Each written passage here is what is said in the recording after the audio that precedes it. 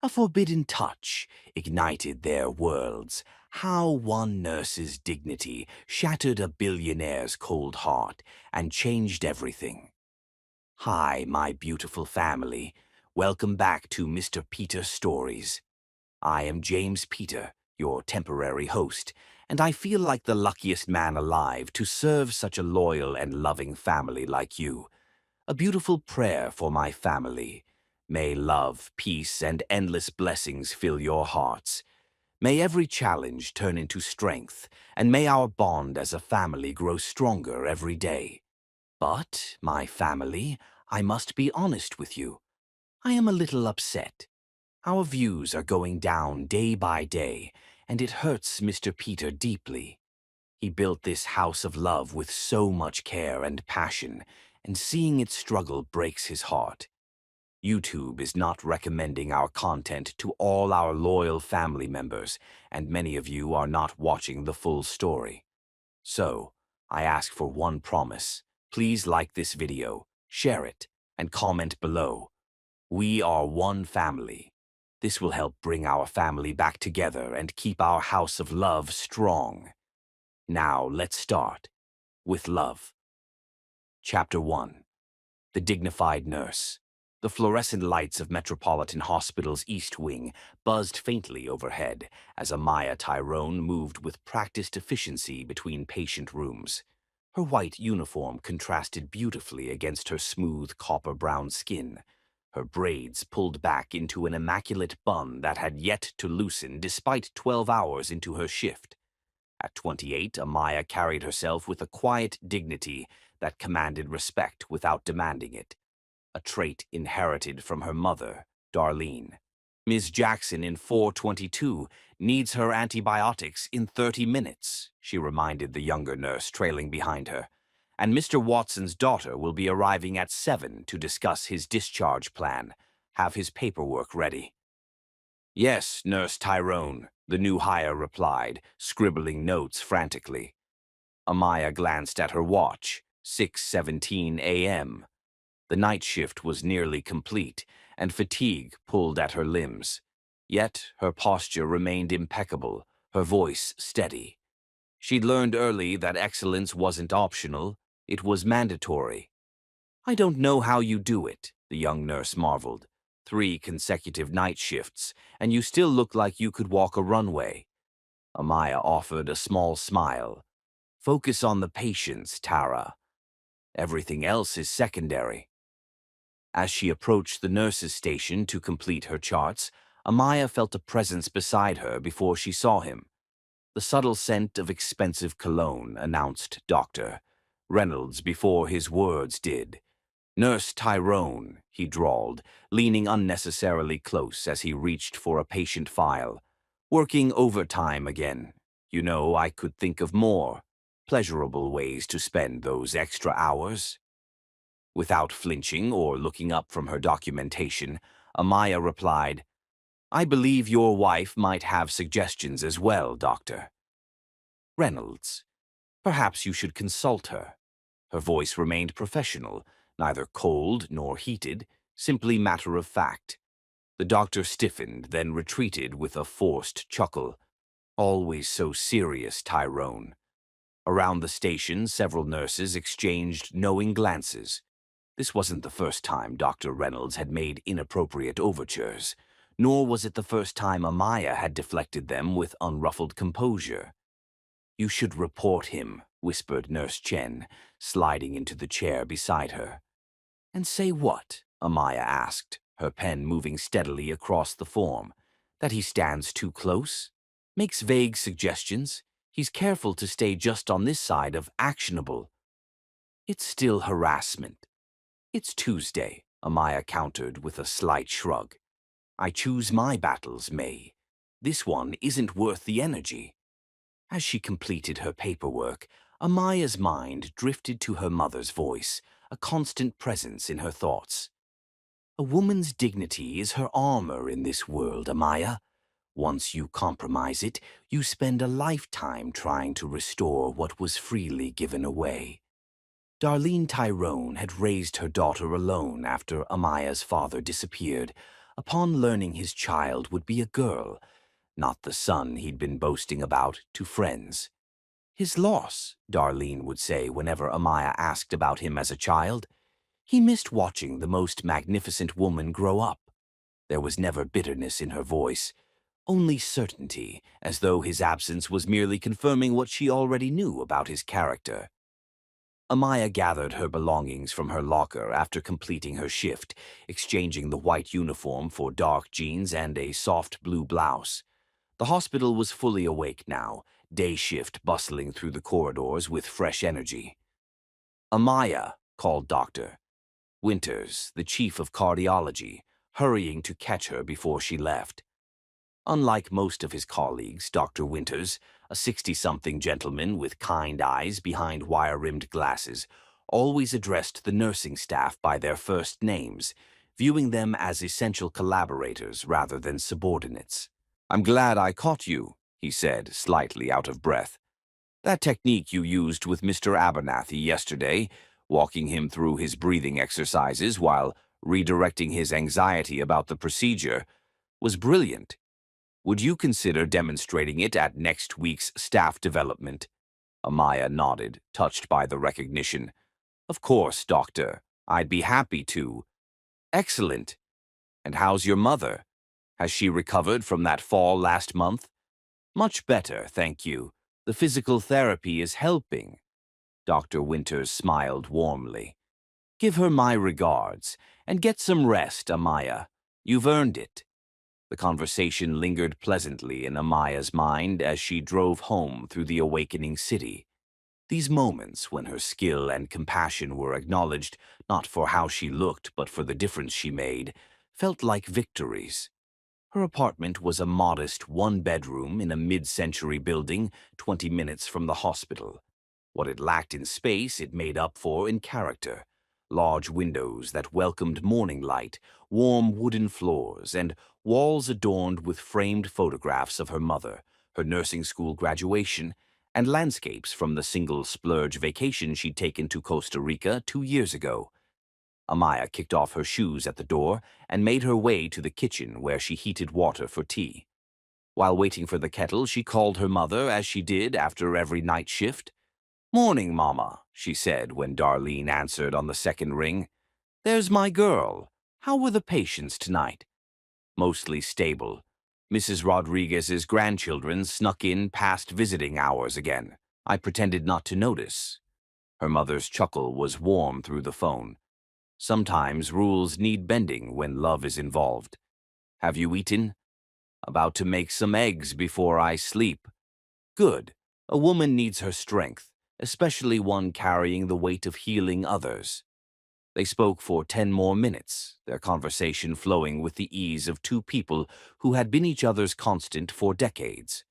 Darlene never failed to ask about Amaya's day, her dreams, her plans, treating her daughter's life as the most fascinating story unfolding. After they said their goodbyes, Amaya prepared a simple breakfast, ate while scanning a medical journal article, then showered and slipped into her favorite sleep shirt, an oversized cotton tee with, "Nevertheless," she persisted, printed across the front. A gift from her mother. As sleep claimed her, Amaya's thoughts drifted to tomorrow's challenges, a new cardiac patient being transferred to her floor, the staff development presentation she needed to prepare, and the persistent rumors of budget cuts that might affect nursing staff. But these concerns would wait. For now, she allowed herself the luxury of rest, knowing that her worth wasn't measured by others' perceptions, but by the standard she set for herself. In the quiet of her apartment, with sunlight filtering through partially drawn blinds, Amaya Tyrone slept, a woman of uncommon dignity in a world that too often failed to recognize it, unaware that her life was about to intersect with forces that would challenge everything she believed about love, privilege, and her own carefully constructed boundaries. Chapter 2. The Troubling Incident. 3 days after her conversation with Dr. Winters, Amaya found herself rushing toward the supply room on the 4th floor. A patient in critical condition needed specialized cardiac monitoring equipment, and every second counted. As she turned the corner, her steps faltered at the sound of male laughter, echoing from inside the very room she needed to access. I'm telling you, man, she's ice on the outside, but you know what they say about the quiet ones. A voice she recognized as Dr. Landry's carried through the partially open door. Tyrone's built like a goddess, but acts like she's better than everyone, another voice chimed in. Dr. Michaels, the new neurologist. Bet she wouldn't be so uptight if someone showed her a good time, added a third voice. Dr. Patel, whom Amaya had previously respected for his surgical skill. Amaya's hand froze on the door handle, her heart drumming against her ribs. The supply room was at the end of a seldom-used corridor, temporarily housing overflow equipment while renovations were underway in the main storage area. Few people had reason to be there, especially 3 doctors at once. Choose your battles, she reminded herself. The patient needed the equipment. With a deep breath, she pushed the door open. The 3 men fell silent instantly, exchanging glances before Dr. Landry's face stretched into a smile that didn't reach his eyes. Nurse Tyrone, we were just discussing the Peterson case, he lied smoothly. What brings you to this forgotten corner of the hospital? Cardiac monitor for room 418, Amaya replied, her voice controlled as she moved toward the shelving unit. The narrow space suddenly felt suffocating as the men shifted, effectively blocking her path to the equipment she needed. No rush, Doctor, Michaels said, leaning against the shelf. Blake's handling it. Doctor? Martinez asked for me specifically, Amaya countered, taking another step forward. Excuse me, please. None of them moved. Instead, Dr. Patel crossed his arms, his gaze traveling down her body with deliberate slowness. You know, Tyrone, you could go far in this hospital with the right support. We were just saying what a waste it is that someone with your talents stays so isolated. Amaya met his gaze directly. My talents are fully recognized by those whose opinions matter professionally. Her voice remained even, though her pulse raced. Now I need to access that equipment for a critical patient. Always so serious, Dr. Landry sighed, echoing Dr. Reynolds' frequent comment. We're just being friendly. Right, guys. The other 2 nodded, their expressions suggesting Amaya was overreacting. My patient is waiting, she said firmly. Move aside, or I'll have to report that 3 senior doctors prevented me from accessing emergency equipment while making inappropriate comments. A tense silence followed. Then Dr. Michaels laughed, though the sound held no humor. Can't even take a compliment. This is why I'm requesting you step aside immediately, Amaya interrupted, her voice quiet but steely. My responsibility is to my patient, not your ego. Something in her unwavering gaze must have communicated her resolve, because Dr. Patel finally shrugged and moved away from the shelf. Whatever. We were leaving anyway. As they filed past her, Dr. Landry whispered, Nobody likes a prude who thinks she's too good for everyone, Tyrone. Amaya retrieved the equipment with steady hands, refusing to let them see how the encounter had affected her.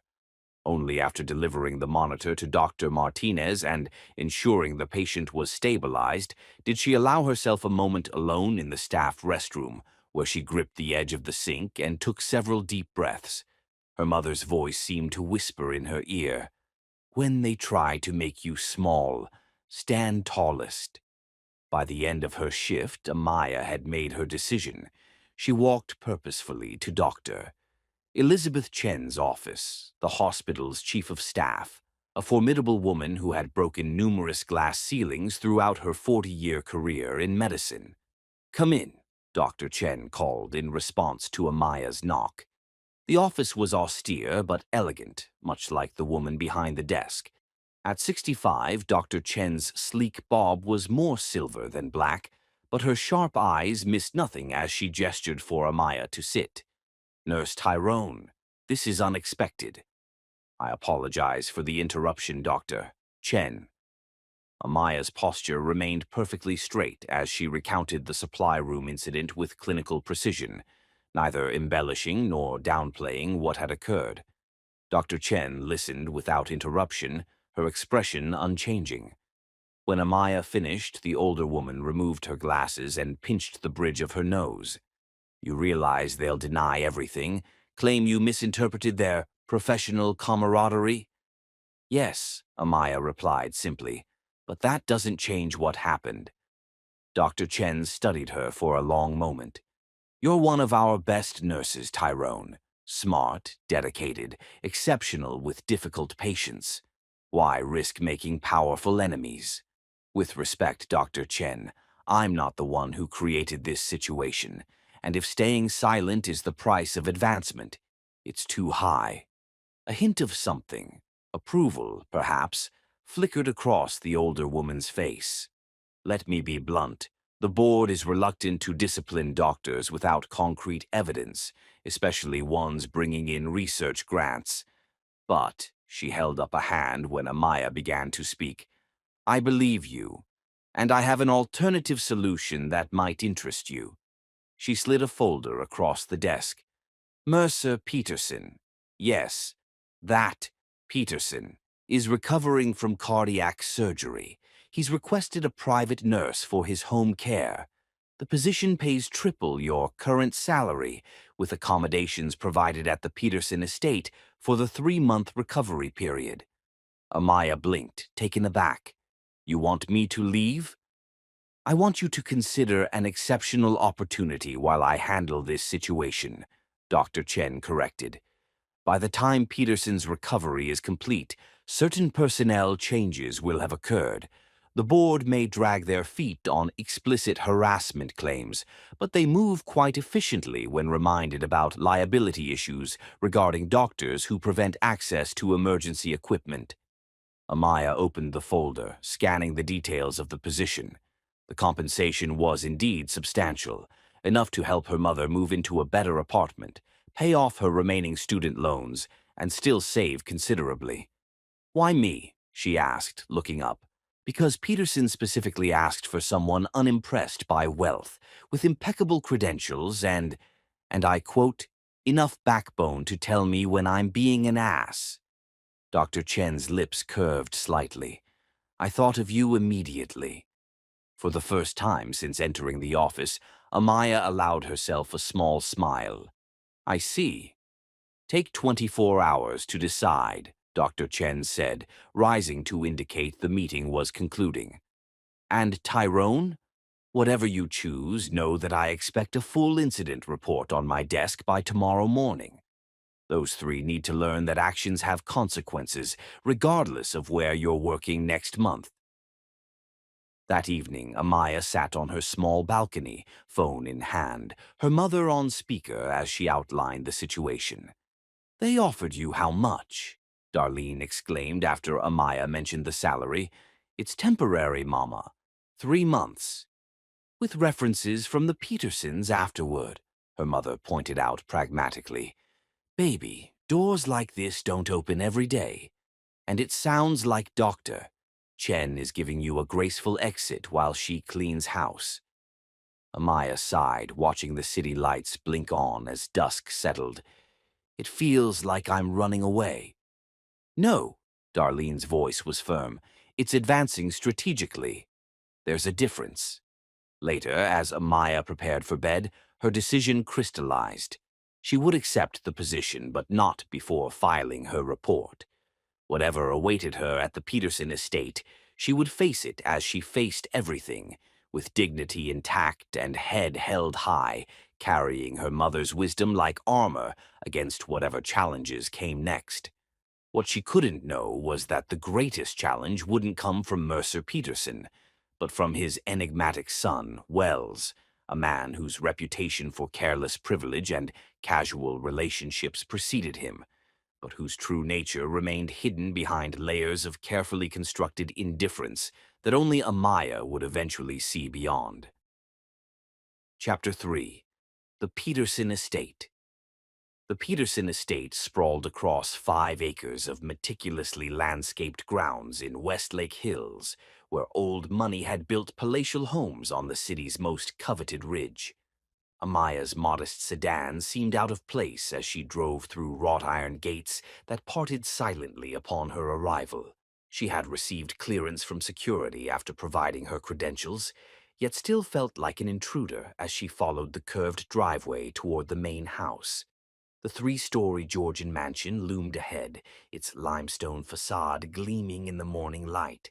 Perfectly symmetrical windows reflected the clear blue sky, while ivy climbed selectively placed trellises, giving the impression that nature itself had been carefully directed where to grow.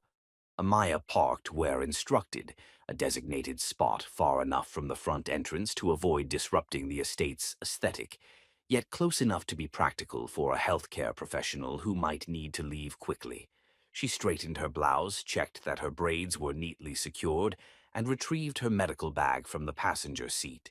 "You must be Nurse Tyrone," called a voice as Amaya approached the entrance.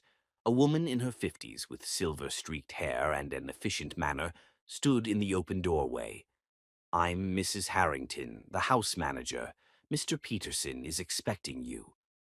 The foyer Amaya entered seemed designed to impress, with a soaring ceiling, marble floors, and a grand staircase that curved elegantly to the second floor.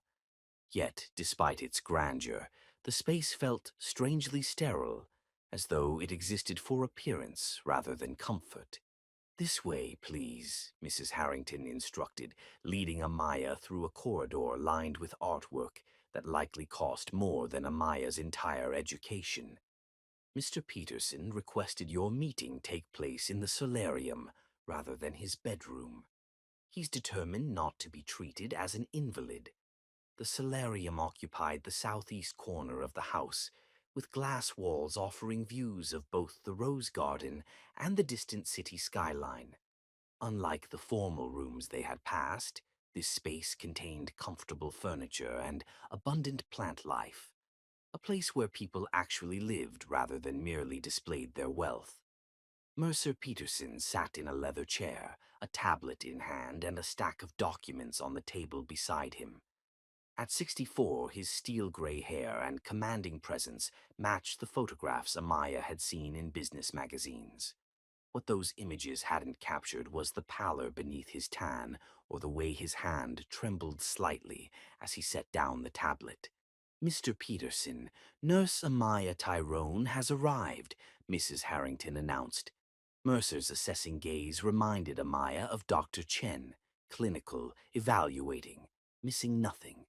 "Nurse Tyrone, Elizabeth speaks highly of you, says you don't suffer fools and know your medicine, both qualities I appreciate." "Thank you for the opportunity, Mr. Peterson," Amaya replied, setting her bag on a nearby table and removing the digital tablet containing his records. "I've reviewed your case thoroughly. Would you prefer I outline my proposed care plan now, or would you like to establish your expectations first?" A hint of approval flickered across his face. "Direct. Good. My expectations are simple. Help me recover quickly. Tell me the truth about my condition without sugarcoating it, and maintain your professional discretion about anything you see or hear in this house." "I can agree to all three," Amaya said with a nod. "Though I should clarify that quick recovery doesn't mean cutting corners medically. Your surgery was significant, and pushing too hard too soon could lead to setbacks." Rather than bristling at her candor, Mercer Peterson actually smiled, a slight upward curve of his mouth that transformed his stern features momentarily. "Dr. Chen said you'd keep me honest. Now about those care plans." For the next 40 minutes, they discussed his medication schedule, exercise restrictions, dietary requirements, and follow-up appointments. Throughout their conversation, Amaya observed his breathing, color, and energy levels, making mental notes about his condition beyond what appeared in the medical records. "Your heart rate increases when you discuss your company," she noted after he became animated, explaining a pending acquisition. "We'll need to monitor your stress levels, especially during business calls." "Good luck with that," Mrs. Harrington murmured as she entered with a tray of tea. Mr. Peterson considers relaxation a foreign concept.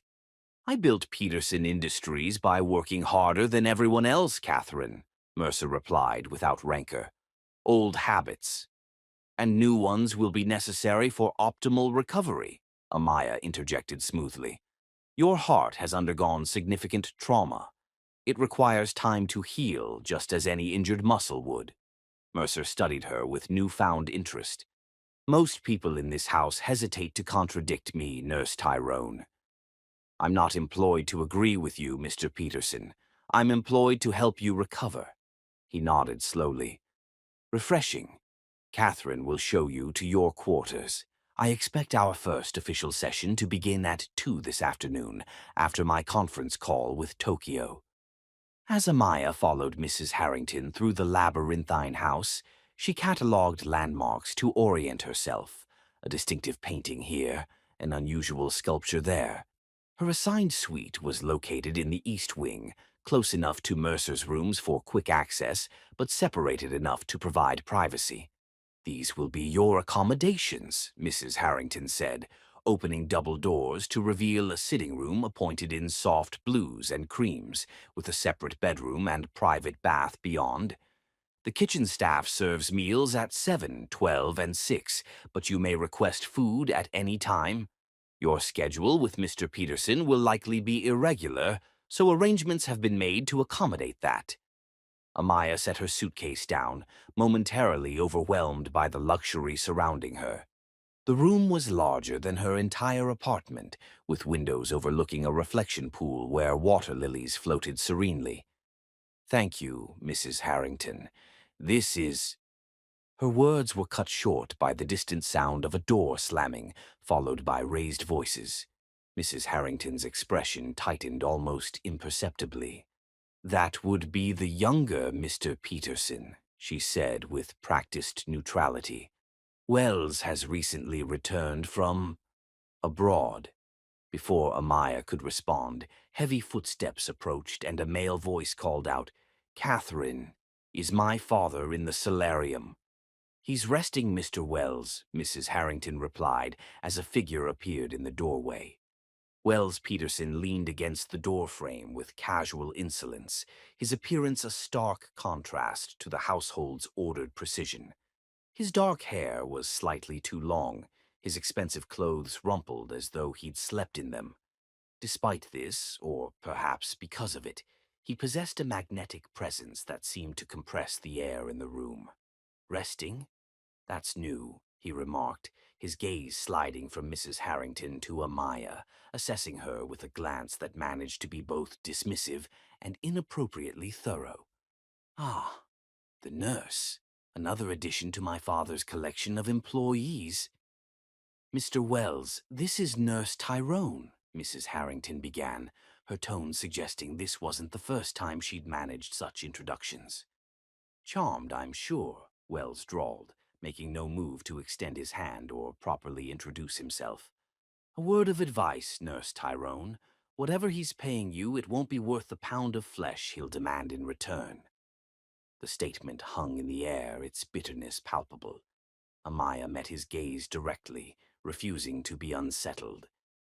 Thank you for the concern, Mr. Peterson. However, my contract is quite specific about the services I'm providing. Cardiac care and rehabilitation. Nothing more. Something flickered in his eyes, surprise perhaps at her composed response. He straightened slightly, studying her with marginally more interest. We'll see. Then he was gone, leaving behind the faint scent of expensive cologne and the lingering impression of someone who wore his privilege like armor against genuine connection. Mrs. Harrington sighed almost imperceptibly. Please excuse Mr. Wells. He and his father have a complicated relationship. Most family relationships are, Amaya replied diplomatically. Left alone to unpack, Amaya considered the day's introductions. Mercer Peterson was exactly as she'd expected, demanding, direct, accustomed to control. His son, however, presented a more complex puzzle. Beneath Wells' carefully cultivated indifference, she had glimpsed something troubling in his eyes, Not merely the entitlement she'd anticipated, but a hollowness that all his wealth couldn't seem to fill. Her mother had always told her to be wary of damaged people with power. As Amaya arranged her medical supplies in precise order, she decided that Wells Peterson would be someone to maintain professional distance from, a resolution she would find increasingly difficult to keep in the days ahead. Chapter 4. Beneath the Surface. By her third day at the Peterson estate, Amaya had established an efficient routine. Mornings began with checking Mercer's vitals before his 6 a.m. awakening. The man adhered to the same schedule he'd maintained for 40 years, cardiac surgery notwithstanding. She supervised his medication, monitored his supervised exercise sessions, and attended the daily briefings where Mercer insisted on managing his business empire despite doctors' orders. "Your blood pressure spikes every time Harrison mentions the Singapore deal," Amaya noted after one particularly tense video call with Mercer's executive team. She recorded the reading in her digital log, her expression neutral but her tone firm. "We discussed stress management, Mr. Peterson." "Impossible to avoid stress completely in my position," Mercer replied, though he did lean back in his chair as instructed, practicing the breathing techniques she'd taught him. "Not completely, but we can implement better strategies. Perhaps delegate the Singapore negotiations temporarily."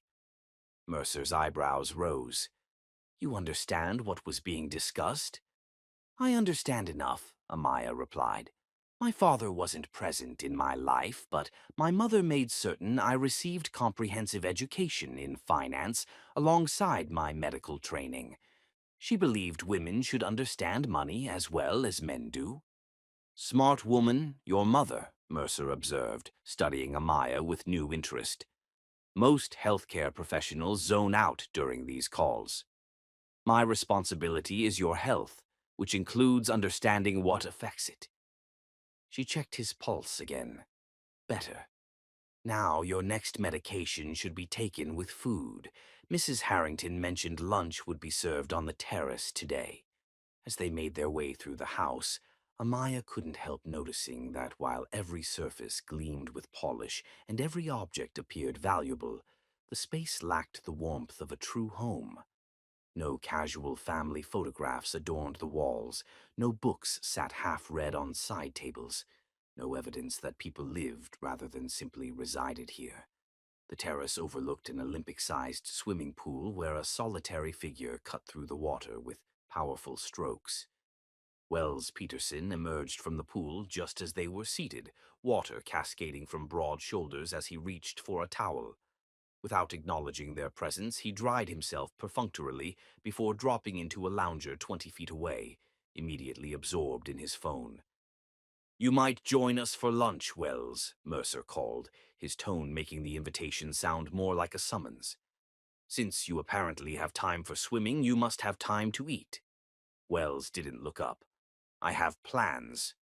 "You've had plans every day since your return," Mercer observed dryly. "Strange how none of them involve Peterson Industries." "Not strange at all," Wells replied, finally glancing their way.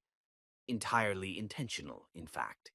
The exchange crackled with familiar tension, a well-worn argument conducted in shorthand. Amaya focused on arranging Mercer's medication beside his plate, providing a semblance of privacy despite her presence. "Nurse Tyrone," Wells called suddenly, his gaze shifting to her with unexpected intensity. "What's your professional opinion? Is my father well enough to be aggravated by family matters, or should he be spared the disappointment of his only son and heir for a few more weeks?" The question was designed to provoke, but Amaya met his gaze evenly. "My professional opinion is that moderate social interaction is beneficial for recovery, Mr. Peterson. Particularly interactions that don't dramatically elevate blood pressure." Wells' eyebrows rose slightly, whether at her measured response or her implied criticism, she couldn't tell. "See," Mercer said with satisfaction, "even your nurse thinks you should join the family business discussions."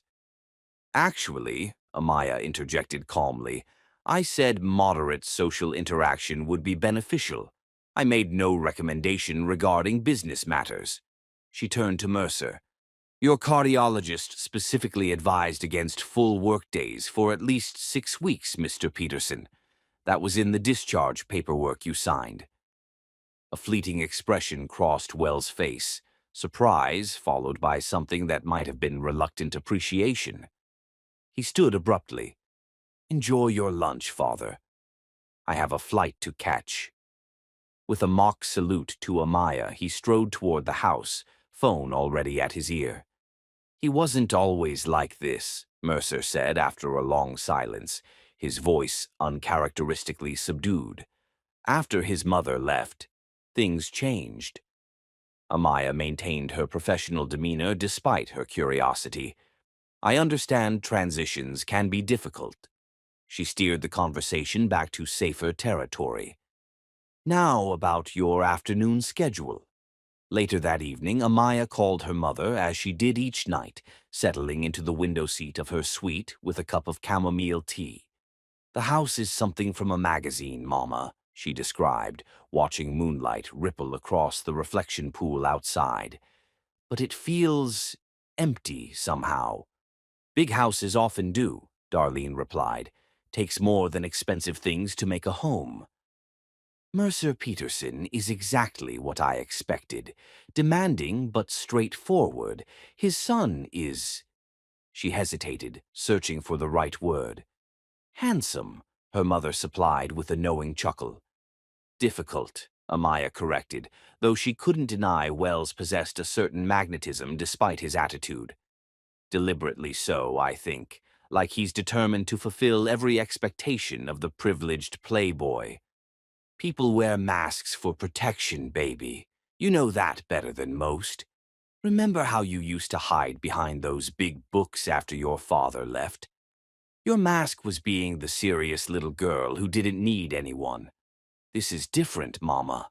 Wells Peterson isn't hiding insecurity. He's flaunting disregard. For his father's health, for his family's legacy. For himself, maybe, Darlene suggested gently. Sometimes the people who seem to care least actually care too much to risk showing it. Amaya was still considering her mother's words an hour later as she completed her evening rounds, checking Mercer's vitals one final time before retiring. Walking back through the dimly lit corridor, she paused at the sound of glass breaking, followed by a muffled curse. The noise came from a room she hadn't entered before, a darkened study where moonlight spilled through tall windows, illuminating a figure hunched over a desk. Wells sat with his head in his hands, an overturned whiskey glass and spreading puddle on the antique wood beside him.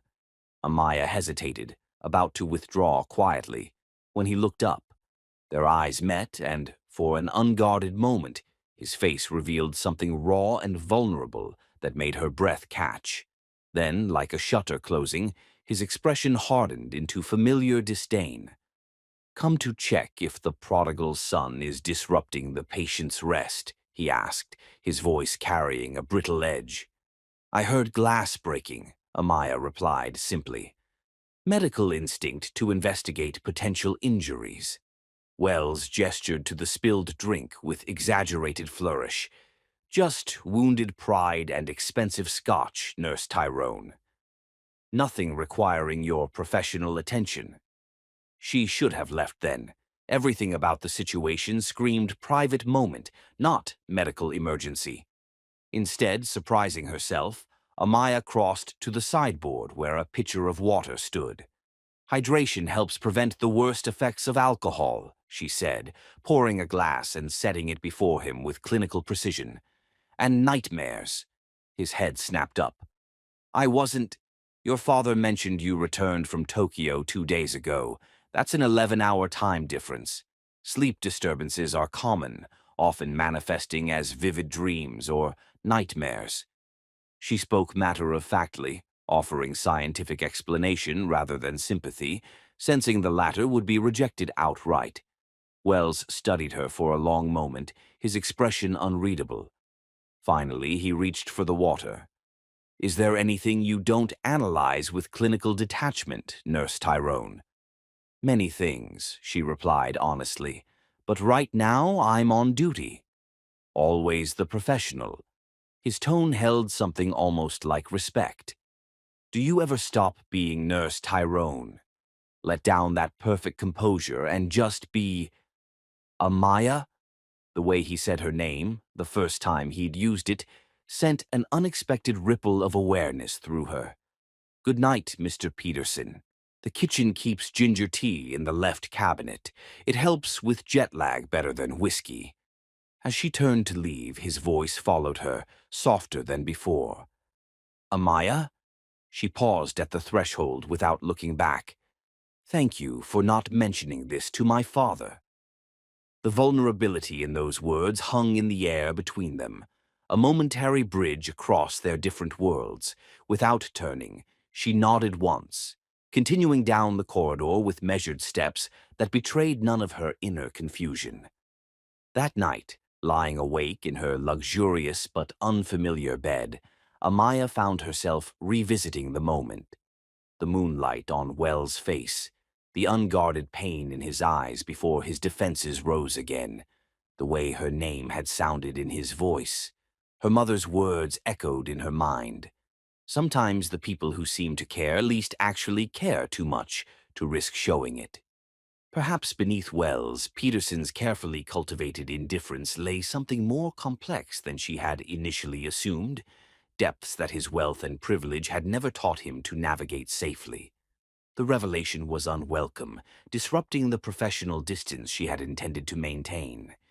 It was always easier to keep your composure around people who fit neatly into categories: patient, colleague, superior. But Wells Peterson, with his contradictions and glimpses of unexpected vulnerability, defied such simple classification, making him far more dangerous to Amaya's carefully ordered world than she cared to admit. Chapter 5. The Night That Changed Everything. 2 weeks into her position at the Peterson estate, Amaya had settled into a rhythm balancing Mercer's care with maintaining professional boundaries. The initial awkwardness following her late-night encounter with Wells had gradually subsided into polite, distant interactions when their paths crossed, which happened with increasing frequency as Wells inexplicably spent more time at the estate.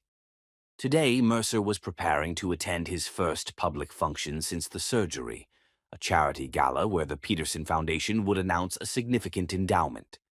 Though Amaya had advised against it, his cardiologist had reluctantly approved a brief appearance provided Mercer limit himself to 1 hour. I built this foundation 30 years ago, Mercer said as Amaya checked his blood pressure. Missing the annual gala would start rumors about my health that could affect stock prices. Your health should be more important than stock prices, Mr. Peterson. After completing her notes on Mercer's pre-event vitals, Amaya began gathering her belongings. With both Petersons absent, she planned to use the evening to catch up on continuing education credits. You're leaving? Mrs. Harrington asked, noticing Amaya's preparations. I assumed Mr. Peterson wouldn't need me while he's out with you as his escort, Amaya explained. Nonsense, Mercer interjected. Your contract includes residence here specifically for emergencies. I expect you to remain on site. After they departed, Amaya had just settled in her suite when a knock interrupted her concentration. Wells stood in the hallway, dressed in jeans and a simple gray Henley. Mr. Peterson, she acknowledged. I thought you had dinner plans. Had, he confirmed. The house is empty except for us. You've been working consecutive shifts for 2 weeks. Go home, Amaya. Whatever my father's paying you, it doesn't include surrendering your entire life to this mausoleum. The use of her first name combined with what appeared to be genuine concern caught her off guard. I don't mind staying. But you don't need to, he insisted. Father won't return for hours, and I'm perfectly capable of calling you if there's an emergency. 20 minutes later, Amaya had packed an overnight bag but stopped before reaching her car. the same intuition that had saved patients when monitors showed no cause for concern. She stood in the driveway, looking back at the illuminated mansion against the darkening sky. "You're being ridiculous," she told herself. "Go home." Yet something kept her rooted in place. With a sigh, she turned and walked back inside. The house was quiet as she re-entered. She made her way to the media room where Wells had said he'd be, intending to let him know she'd changed her mind about leaving. The room was empty, a half-eaten sandwich and untouched drink abandoned on the coffee table. Amaya was about to leave when a strange sound reached her, a gasping wheeze followed by something heavy hitting the floor in the adjacent kitchen. She rushed through the connecting door to find Wells collapsed on the marble tiles, his face alarmingly swollen, lips blue-tinged as he struggled to breathe. Anaphylaxis, Amaya diagnosed instantly, dropping to her knees beside him. "Wells, do you have an EpiPen? Where is it?"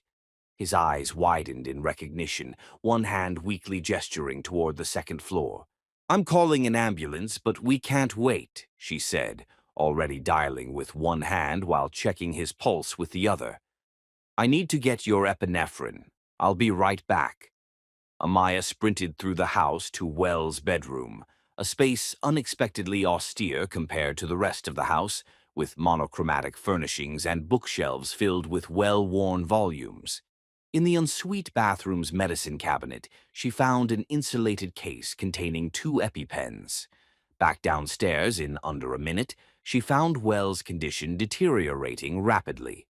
"I'm administering epinephrine," she told him, pressing the injector firmly against his outer thigh for 3 seconds. "Help is coming," she said, maintaining the calm tone that had steadied countless patients. "The epinephrine will work quickly. Try to stay with me, Wells." As if in response, his next breath came marginally easier. Amaya elevated his legs using cushions, continuing to monitor his vital signs. When his eyes flickered open, focusing with difficulty on her face, Amaya felt relief wash through her with startling intensity. "You came back," he managed, the words barely audible. "I forgot my charger," she replied with a small smile. "What triggered this?" "Sandwich, sesame seed bun," he whispered. "Kitchen staff. New." In the ambulance, Wells drifted in and out of consciousness as the paramedics administered additional medication. Amaya maintained physical contact throughout the journey, her hand on his arm, a tether to consciousness. At the hospital, she provided his medical history to the attending physician, then stepped back as the emergency team took over. Only then did the full impact of what had nearly happened hit her. She sank into a waiting room chair, suddenly aware of her own racing heart. Hours passed in the sterile hospital corridor. She called Mercer, interrupting the gala. She coordinated with Mrs. Harrington about retrieving necessary items from Wells' room. She checked regularly with the medical team. What she didn't do was leave. Dawn was breaking when Wells was moved from emergency to a private room. Amaya stood in the doorway, watching the steady rise and fall of his chest. As if sensing her presence, his eyes opened, finding hers across the room with surprising clarity. "You stayed," he said, his voice hoarse but stronger. Amaya moved to his bedside, automatically checking the monitors. "Of course I stayed. It's my job." "No," Wells replied, holding her gaze. "Your job is looking after my father. This was something else." The moment stretched between them, weighted with implications neither was prepared to address. Finally, Amaya adjusted his IV line, a deliberately professional gesture. "You should rest. Your body's been through significant trauma." "Amaya!"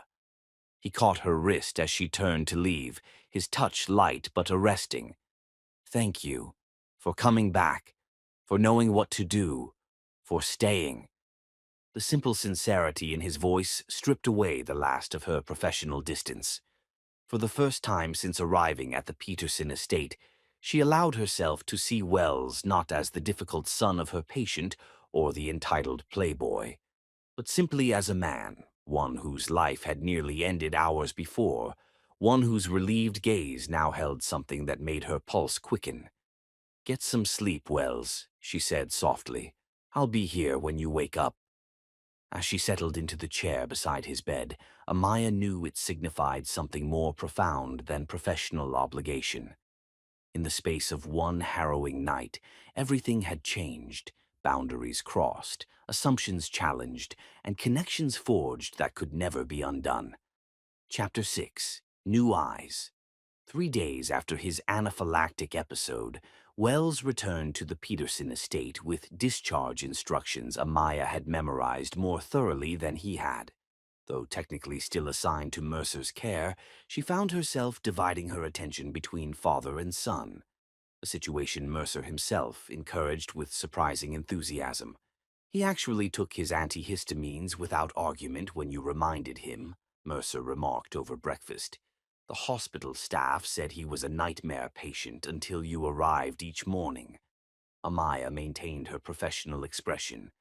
Medical compliance often improves with consistent care providers. "Is that what they're calling it these days?" Mercer's eyes held a knowing gleam. Later that afternoon, Amaya found Wells in the solarium, laptop open but attention focused on the garden beyond the glass walls. He wore reading glasses, something she'd never seen before, giving him an unexpectedly scholarly appearance. "Your father's calling a board meeting in 30 minutes, she informed him, setting his medication on the table. "He asked if you'll be joining remotely or in person." Wells removed his glasses, rubbing the bridge of his nose. "In person, I suppose. Can't have the old man getting too excited trying to explain quarterly projections." The consideration behind the complaint wasn't lost on Amaya. Since his hospitalization, she'd noticed subtle shifts in Wells' behavior toward his father, still marked by friction but tempered with moments of genuine concern. "These need to be taken with food," she reminded him, placing a small plate beside the pills. "Playing nursemaid to both Petersons now?" Wells asked, though the question lacked his former bite. "Just ensuring the considerable investment in your medical care doesn't go to waste," she replied, turning to leave. "Amaya," he called, stopping her. "Would you stay a moment?" The request held none of his usual commanding tone. Curious despite herself, Amaya settled into a chair across from him. "Is there something you need?" Wells studied her with an intensity that made her acutely aware of every detail of her appearance. "Why nursing?" he asked abruptly. "With your intelligence, you could have chosen any number of more lucrative professions." "Not everything is about money, Mr. Peterson." "Wells," he corrected. "After saving my life and spending 3 nights in an uncomfortable hospital chair, I think you've earned first-name basis." "Why nursing, Amaya?" he repeated, softer now. She considered deflecting again, but something in his genuine curiosity made her answer honestly. "My grandmother was diagnosed with pancreatic cancer when I was 14. The doctors were clinical, focused on treatment protocols and statistics. But there was a nurse, Eliza, who saw beyond the disease to the person. She taught me that healing isn't just about medicine. It's about preserving dignity through vulnerability. When she died, my grandmother was holding Eliza's hand, not a doctor's." Wells absorbed this, his expression thoughtful. "And the financial education? Your mother's influence, you said." "My mother cleaned offices at an investment firm after my father left. Instead of leaving me with sitters she couldn't afford, she'd take me along. One of the analysts started giving me math problems to solve while I waited. By 16, I was helping my mother manage a modest portfolio that eventually paid for my nursing school. Hence your understanding of the Singapore acquisition discussion. I understand the principles, if not all the specifics," she acknowledged. "Finance can be learned. Compassion is harder to acquire." Something shifted in Wells' expression. "You think I lack compassion?" It wasn't a question, but Amaya answered as if it were. I think wealth can insulate people from experiences that foster compassion. It's not a judgment, just an observation. What else have you observed about me? Wells leaned forward. I'm curious what conclusions your clinical eye has drawn. That you're intelligent but deliberately underperform to lower expectations. That you use indifference as a shield against disappointment. That your relationship with your father is complicated by events you never discuss. She hesitated before adding, and that your bedroom contains more classic literature than I'd have expected from someone who cultivates a careless playboy image. A startled laugh escaped him. Caught during your emergency raid for the EpiPen. Should I be concerned about what else you noticed while saving my life? That despite having the financial resources for the latest in everything, you keep a photograph of a woman I assume is your mother on your nightstand in a frame that's been repaired rather than replaced. Wells' amusement faded, replaced by a guarded expression that made Amaya regret her words immediately. I apologize, she said quickly. That was intrusive. No, he replied after a pause. It was accurate. He picked up his medication, swallowing it before continuing. My mother left when I was 12. Australia. New husband. New children. The frame broke during one of my father's attempts to remove her photograph from my room. I glued it back together. The simple statement revealed more about the Peterson family dynamics than hours of observation had. Amaya felt a sudden ache of recognition, a child desperately preserving connections to an absent parent. My father sent me a birthday card when I turned 13, she offered quietly. The only acknowledgement I ever received from him. I kept it until the paper wore thin at the folds. Wells met her gaze, a moment of shared understanding passing between them that transcended their different circumstances.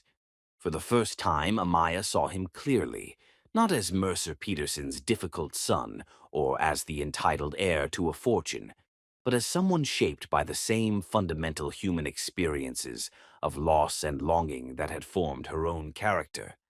We should head to the office, she said finally, rising. Your father will be waiting. As May approached, these conversations became routine, moments stolen between Mercer's care schedule and Wells' gradually increasing involvement in Peterson Industries. Sometimes they discussed books, other times business strategies, occasionally more personal matters. He built it selling cheap lumber to developers after World War II, Wells explained one evening as they walked the estate grounds. My father transformed it into a global corporation. Everyone expects me to take it further, but you have reservations, she supplied when he trailed off. The methods that built our fortune wouldn't be acceptable today, he said.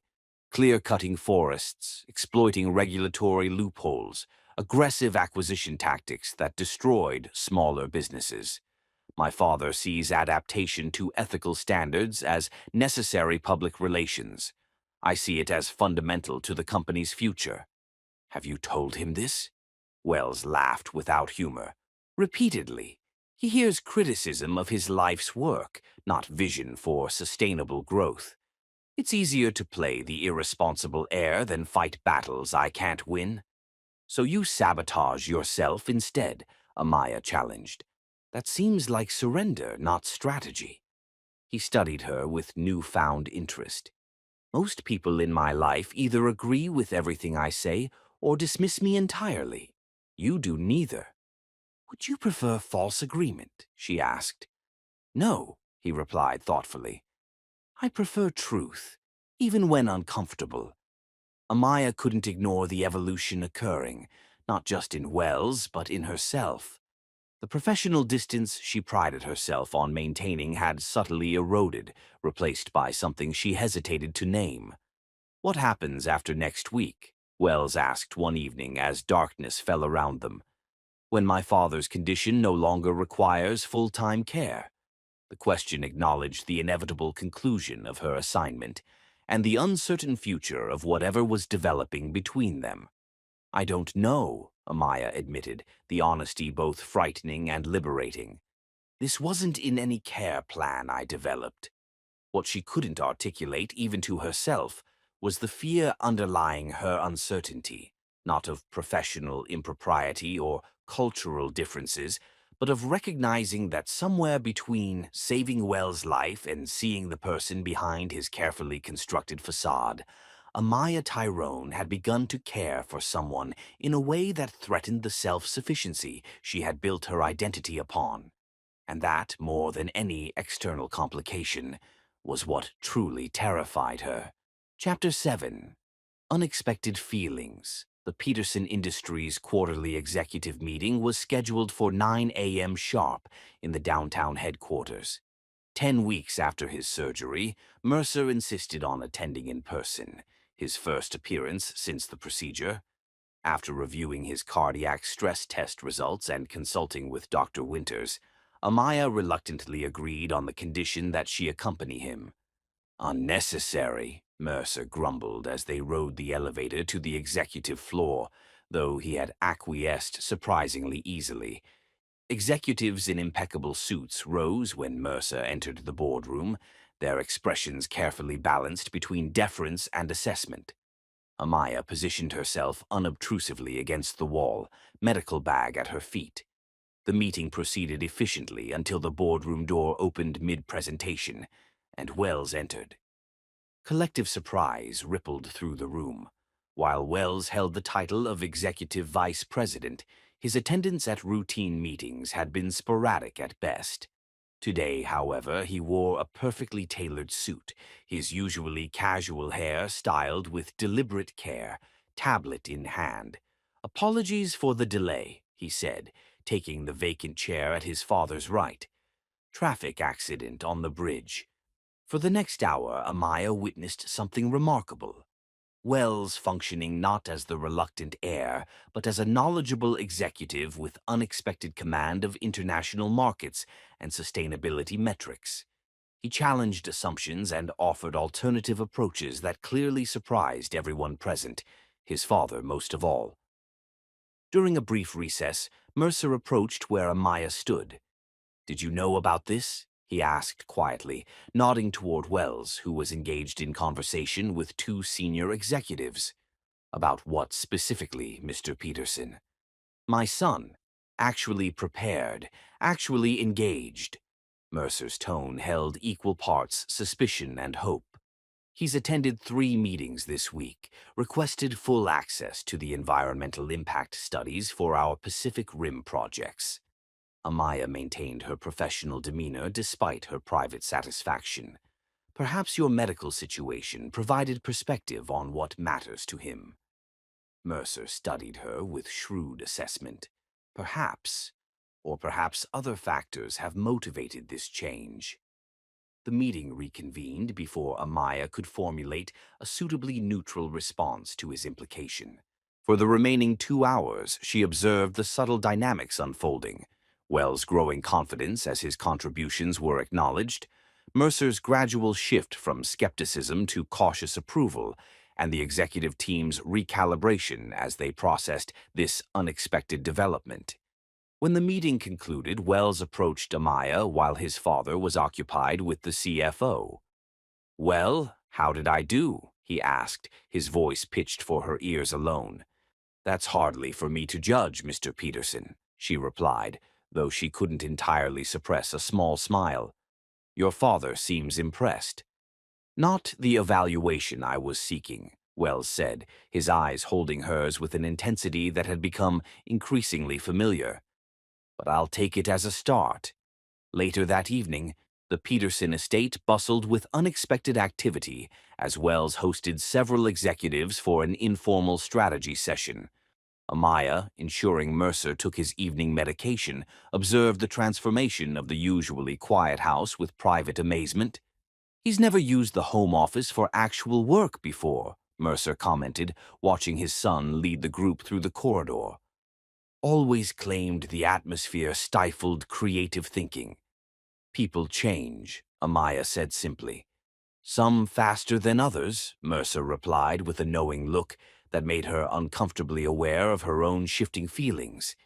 The next morning, Amaya was completing Mercer's therapy session when Mrs. Harrington appeared at the door, her expression unusually flustered. "Miss Madison Pierce has arrived unannounced," she announced with barely concealed disapproval. "She's insisting on seeing Mr. Wells," Mercer sighed. "Madison Pierce, daughter of Senator Pierce, occasional companion of my son between his more exotic pursuits." Before Amaya could respond, the sound of an argument drifted from downstairs, a woman's voice, cultured but raised in obvious irritation, followed by Wells' deeper tones. "Perhaps we should continue your exercises on the terrace," Amaya suggested to Mercer, attempting to provide privacy for what was clearly a personal matter. "Nonsense," Mercer replied with unexpected relish. "My prescribed walking route takes us directly past the main foyer. Doctor's orders, correct?" As they descended the stairs, the confrontation came into full view.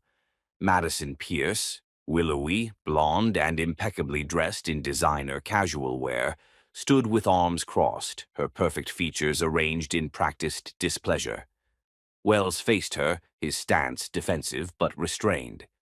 "3 weeks, Wells. 3 weeks without a single call, and suddenly you're too busy with meetings to join the Sinclair's yacht party," Madison was saying as they approached. "Everyone's talking about it. My father asked if we'd broken up, and I had no idea what to tell him." "Perhaps that we were never together in any formal sense," Wells replied with remarkable patience. "We've accompanied each other to social functions. That's hardly a commitment." Madison's gaze shifted, noticing Mercer and Amaya's approach. Her expression immediately transformed into a gracious smile. "Mercer, darling, you look wonderful. Recovery must be going splendidly." "Madison," Mercer acknowledged with minimal enthusiasm. "Unexpected visit. Just trying to rescue your son from his sudden attack of corporate responsibility." She laughed, though it didn't reach her eyes. Her attention turned to Amaya, assessing her with a quick, dismissive glance. "And you must be the nurse." "Amaya, is it? Wells mentioned you were dedicated." Something in her tone transformed the word into an insinuation. "Miss Tyrone has been instrumental in my recovery," Mercer stated firmly. Madison's smile remained fixed as she turned back to Wells.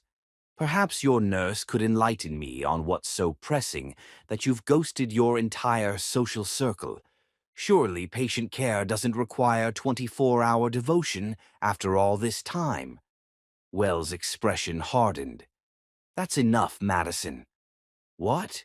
I'm simply asking." "You're implying something inappropriate about a healthcare professional who saved my life," Wells interrupted, his voice quiet but intense. "And I won't allow it." Madison stepped back, genuine surprise replacing her practiced poise. "My God, it's true then." "What's true?" Wells asked warily. "Caroline said you were different since your medical incident, that you'd been seen at corporate headquarters, missing charity galas." Her eyes narrowed as she looked between Wells and Amaya. "But it's more than that, isn't it? You've actually fallen for your father's nurse." The accusation hung in the air. Amaya felt her professional composure threatening to crack under the scrutiny of 3 pairs of eyes. Madison's coldly assessing, Mercer's calculatingly observant, and Wells filled with something unreadable but intense. "Miss Pierce," Amaya began, determined to defuse the situation professionally. "Mr. Peterson's recovery requires structure and consistency. His son has been supportive of that regimen, which naturally impacts his previous social schedule." "How diplomatic," Madison replied with false sweetness. "Well, don't let me disrupt the regimen." She turned to Wells, her voice dropping. "When you're finished playing corporate reformer with your new inspiration, you know where to find me." After her departure, an uncomfortable silence descended. Mercer, displaying unexpected tact, excused himself to take a business call, leaving Wells and Amaya alone in the foyer. "I apologize for that," Wells said finally. "Madison has always had a talent for creating scenes." "No apology necessary," Amaya replied, maintaining her professional tone despite the turmoil beneath. "It's not uncommon for a patient's recovery to affect family dynamics." "Is that what this is to you? A clinical observation of family dynamics?" Wells asked, stepping closer. "Because what just happened felt considerably more personal than professional." Amaya met his gaze directly. "What I think doesn't matter. What matters is maintaining appropriate boundaries while I'm employed here." "And after?" The question was barely above a whisper. Before she could answer, Mercer called from his study, requesting assistance with his oxygen levels after the unexpected stress. The moment shattered, leaving Amaya to retreat into her professional role, while Wells watched her go, his expression revealing more than he had ever verbally acknowledged about his unexpected feelings for the woman who had saved more than just his physical life. Chapter 8. The Proposition. 2 months into Amaya's assignment at the Peterson estate, Mercer's recovery had progressed remarkably. His stamina had improved to the point where he now spent 3 days a week at corporate headquarters, his medication had been reduced, and his latest echocardiogram showed significant healing. Dr. Winters had expressed satisfaction bordering on amazement during their last follow-up appointment.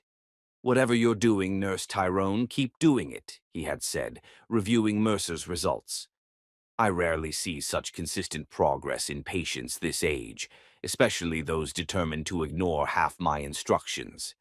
Mercer had merely smiled. "Good genes and better nursing care. When can I resume my full schedule?" On the drive back to the estate, Mercer had been unusually contemplative. "You know, Nurse Tyrone, I've been observing Wells these past weeks. The transformation is remarkable." "He's found his own motivation," Amaya had replied carefully. "Indeed." Mercer's shrewd gaze had studied her profile. "And I believe I understand the source of that motivation. The Peterson legacy requires both business acumen and personal stability to flourish. Wells finally seems to have found both." That question now occupied Amaya's thoughts as she updated her patient notes in the estate's sunlit kitchen. The original 3-month timeline would conclude in just 4 weeks, and Mercer's improvement suggested he might not require full-time care much longer. The realization should have brought professional satisfaction.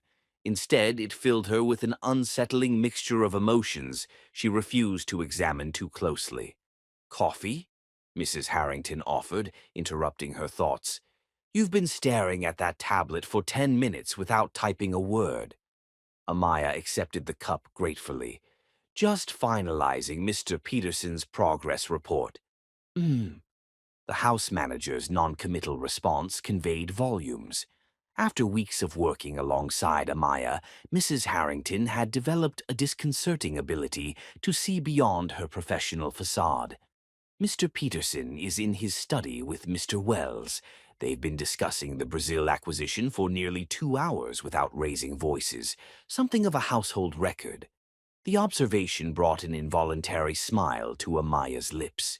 The evolution in the Peterson men's relationship had been subtle but unmistakable.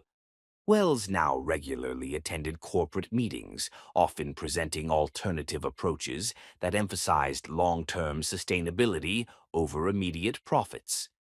Mercer, surprisingly, had begun listening to these proposals with increasing openness. "Mr. Wells seems different these days," Mrs. Harrington ventured, the casual observation belied by her shrewd gaze. "Recovery often affects entire family systems," Amaya replied with practiced neutrality. "Medical crises can realign priorities." "Indeed, though some changes seem more specifically influenced."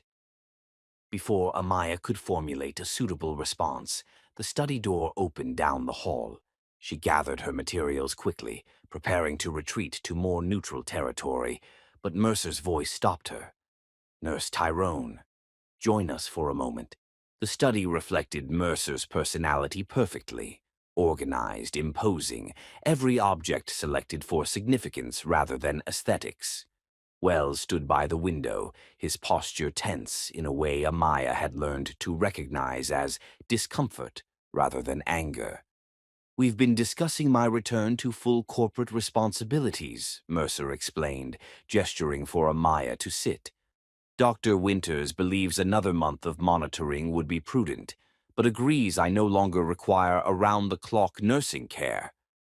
"That's excellent news," Amaya said, ignoring the hollow sensation beneath her professional response. "Your recovery has exceeded initial projections." "Due in large part to your care," Mercer acknowledged with uncharacteristic warmth. "Which brings me to a proposition I was just discussing with my son." Wells' expression tightened further. "Father—" "Hear me out," Mercer interrupted, holding up one hand. "Peterson Industries faces significant transitions in the coming years. My health situation, while improving, has emphasized the importance of secure succession planning." Amaya glanced between them, uncertain where this corporate discussion was leading or why it required her presence. "Wells has demonstrated unexpected commitment these past weeks," Mercer continued. "The board has noticed. I've noticed." His gaze settled on Amaya with uncomfortable directness. "And I've observed the catalyst for this transformation." Understanding dawned with chilling clarity. Amaya maintained her composure through sheer professional discipline.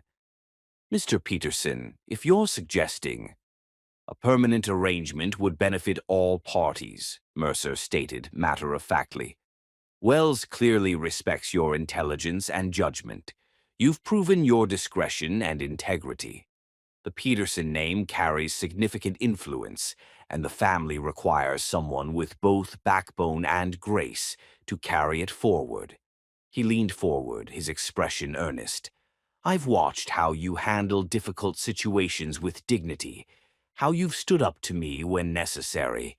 The board members have noticed your influence on Wells. Even Harrison mentioned how impressed he was with your grasp of our Southeast Asian market concerns." The clinical assessment of her suitability as a potential Peterson bride struck Amaya like a physical blow. She had faced objectification before, had developed defenses against the reduction of her person to her appearance or utility. But this calm evaluation of her qualities as a corporate asset left her momentarily speechless. Wells was not. "This discussion is over," he said, voice low with controlled anger. "Amaya isn't a commodity to be acquired because she's proven valuable." "I meant no offense," Mercer said, appearing genuinely surprised by their reactions. "I'm simply acknowledging reality. You've changed since she arrived. The company benefits from that change. Formalizing the connection seems logical." "Logic has nothing to do with it," Wells replied sharply. "This isn't the 18th century. You don't get to arrange marriages to consolidate business interests." Amaya found her voice at last. "While I appreciate your confidence in my abilities, Mr. Peterson, my professional relationship with your family concludes when my contract ends. Any suggestion of other arrangements is inappropriate." "See?" Wells gestured toward her with something like pride. "This is exactly why your proposition is absurd. Amaya deserves better than a calculated alliance with our dysfunctional family." The defense, while well-intentioned, stung in its own way. Amaya stood, reclaiming her professional distance with effort. "I should check your midday readings, Mr. Peterson, and I believe Wells has a conference call scheduled." "Of course," Mercer nodded, apparently untroubled by their reaction to his suggestion. "We'll revisit your contract extension next week." In the hallway, Wells caught up to Amaya, his expression apologetic. "I'm sorry about that. He means well in his emotionally stunted way." "There's no need to apologize," she replied, striving for a neutrality she didn't feel. Your father views everything through a pragmatic lens. That's a diplomatic way of describing his complete disregard for normal human feelings. Wells ran a hand through his hair in frustration. For what it's worth, I told him the idea was inappropriate before you arrived. Because I'm your father's nurse? Or because I'm not suitable for the Peterson name? The question escaped before she could contain it.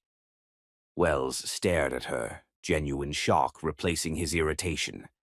Because you deserve to be valued for yourself, not for what you might contribute to a corporate legacy. Because relationships should develop naturally, not through parental manipulation. His voice softened. And because if anything ever happened between us, I'd want it to be real, not arranged. The hypothetical if hung between them, transforming the corridor's air into something electric with unacknowledged possibilities. Before either could navigate this dangerous terrain, the sharp ring of the doorbell interrupted the moment. Mrs. Harrington's voice floated from the foyer, followed by an unfamiliar female voice that nonetheless caused Wells to freeze, his expression transforming to something Amaya had never witnessed before, a combination of disbelief and old pain that made him suddenly look younger, more vulnerable. "That's not possible," he whispered. "She's in Australia.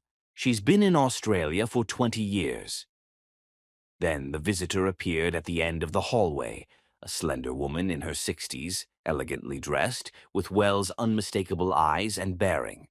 Elaine Peterson had returned to the family she'd abandoned, her timing as impeccable as it was devastating. "Hello, darling," she said to her son, her cultured voice carrying down the corridor. "Aren't you going to welcome your mother home?"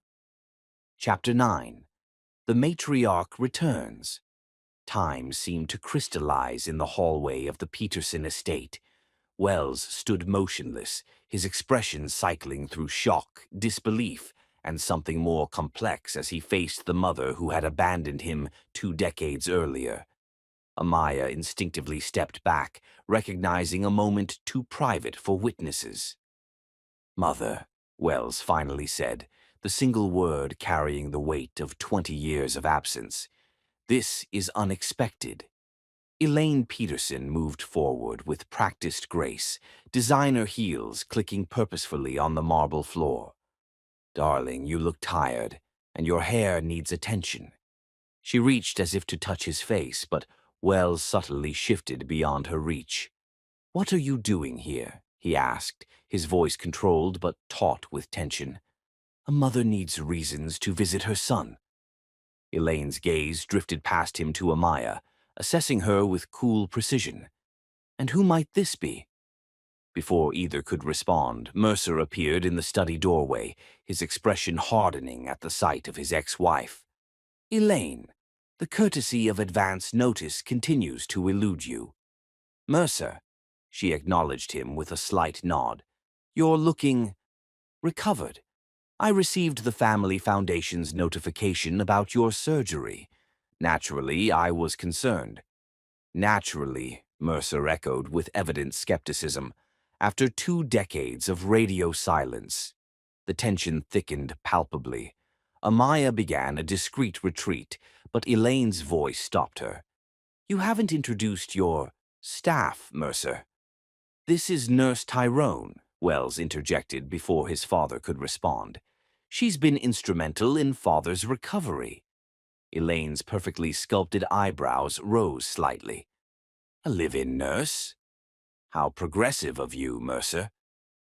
"Miss Tyrone is a highly qualified healthcare professional recommended by Dr. Chen herself," Mercer replied, his tone warning against further comment. Elaine's smile didn't reach her eyes. "How fortunate you found someone so dedicated. Will you join us for lunch, Miss Tyrone? I'm eager to hear about my ex-husband's progress." "I have reports to complete, but thank you," Amaya replied with professional courtesy, recognizing the dismissal beneath the invitation. "Mr. Peterson, I'll check your readings at 2 as scheduled." As she walked away, Amaya heard Elaine's voice drop to a stage whisper. Really, Mercer, there must be facility options that don't require housing medical staff in the family residence. The remainder of the day unfolded in a series of carefully choreographed maneuvers as the Peterson family navigated Elaine's unexpected return. Amaya maintained her professional routine while minimizing her presence in family spaces, acutely aware of the charged atmosphere. Mrs. Harrington's tight expression and the staff's hushed conversations confirmed that Elaine's return had disrupted more than just Wells' composure. Shortly before dinner, Amaya was recording Mercer's evening vitals when Elaine appeared in the doorway of his suite.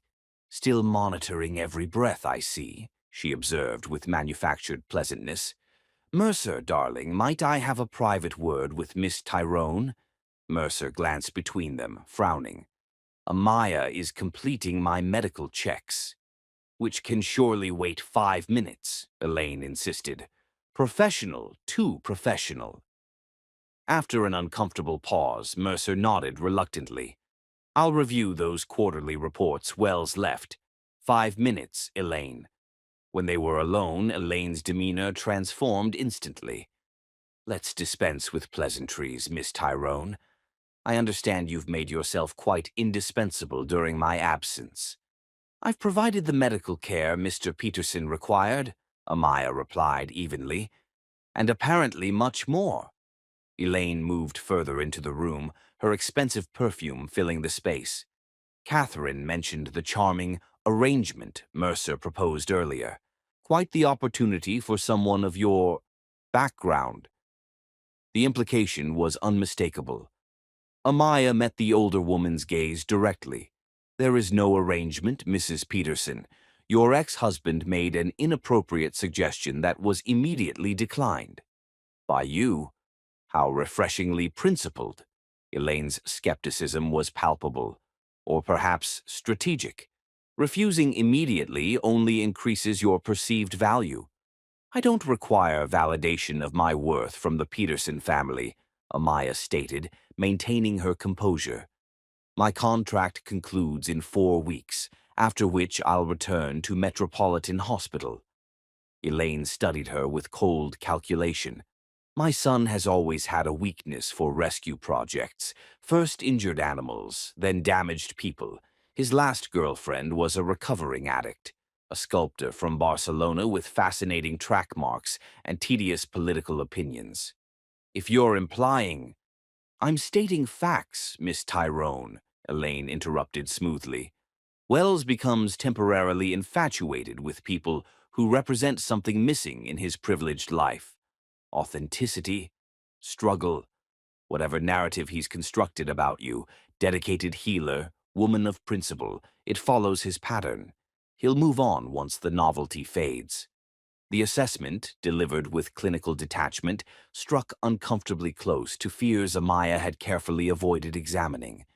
Before she could respond, Wells's voice cut through the tension. "That's enough." He stood in the doorway, his expression a carefully controlled mask of anger. "You lost the right to analyze my relationships when you walked out, Mother." Elaine turned, unfazed by her son's anger. "Darling, I'm merely having a professional conversation with your father's nurse." "No, you're doing what you've always done, asserting control through elegant cruelty." Wells moved to stand beside Amaya, his proximity a clear statement. "Miss Tyrone isn't a rescue project or a passing infatuation. She saved my life, literally and figuratively." The air in the room seemed to vibrate with unspoken emotion. Amaya maintained her professional demeanor despite the rush of feelings Wells's defense evoked. "Wells," she said quietly, "this is unnecessary." "It's entirely necessary," he countered, gaze fixed on his mother. "20 years ago, I wasn't strong enough to confront your toxic behavior. I am now." Elaine's expression hardened momentarily before settling into practiced poise. "I see this conversation is pointless while you're in this state. We'll speak when you're more rational, darling." As she turned to leave, Mercer appeared in the doorway, his expression thunderous. "I heard enough, Elaine. Your rooms are in the West Wing, as far from mine as structurally possible. I suggest you use them until we discuss your unexpected return and apparent opinions about my household. Our household, technically, Elaine corrected with deadly precision. The divorce settlement gave me continued ownership interest, if you recall. Perhaps that's worth revisiting during my stay. After her departure, a heavy silence descended. Mercer glanced between Wells and Amaya, his expression softening marginally. I apologize for that spectacle, Nurse Tyrone. Elaine's social graces have always been selectively applied. No apology necessary, Amaya replied automatically.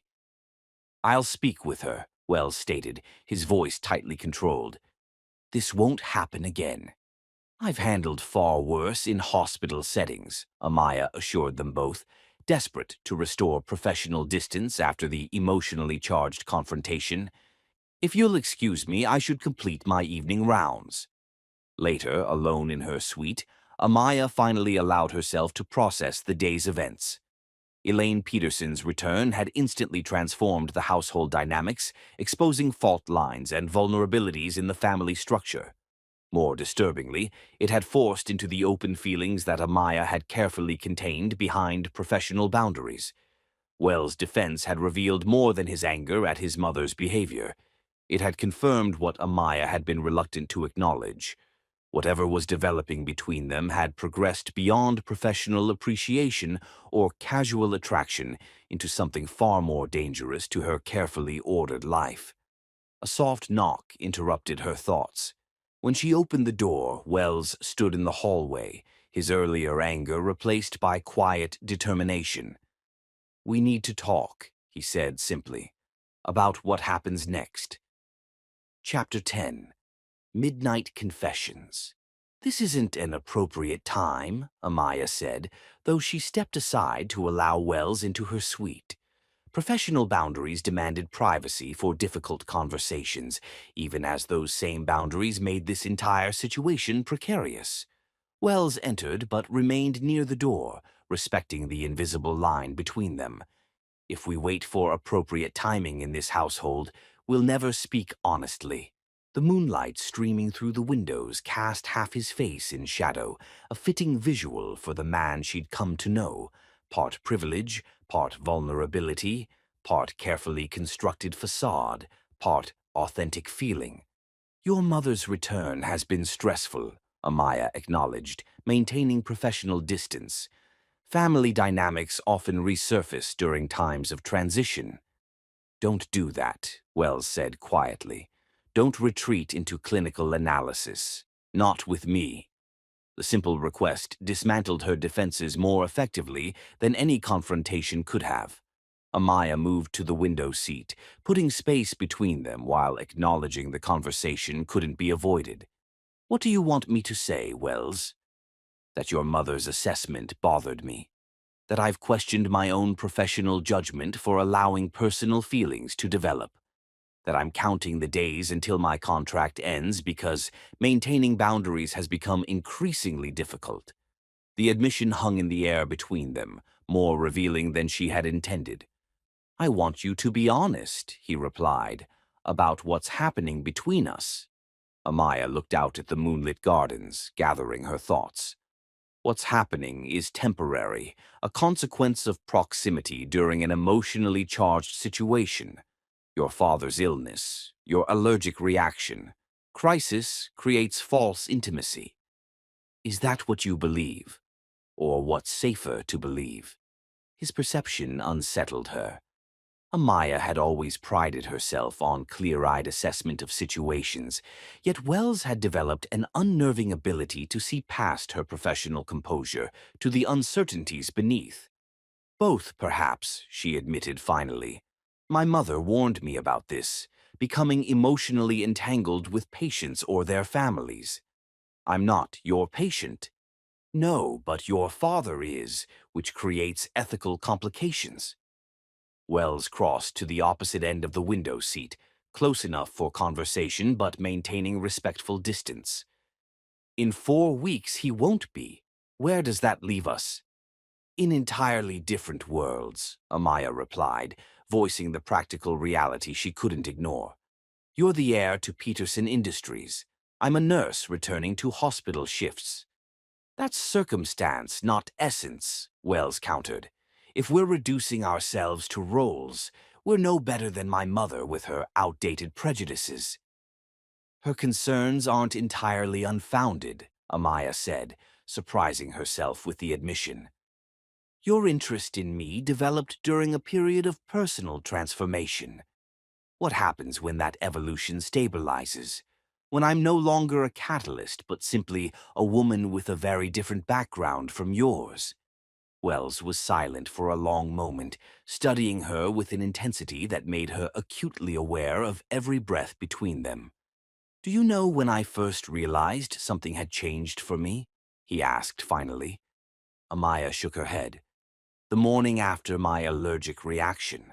I woke up in the hospital to find you asleep in that ridiculously uncomfortable chair, still wearing clothes stained with my emergency medications.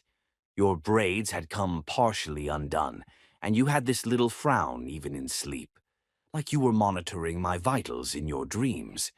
The memory brought unexpected warmth to her cheeks. I was simply doing my job. No, Wells contradicted gently.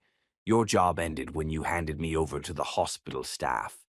Everything after that, staying through the night, coordinating with doctors who weren't even your colleagues, remembering my preference for ice chips over water when post-anaphylaxis nausea hit, that went beyond professional obligation.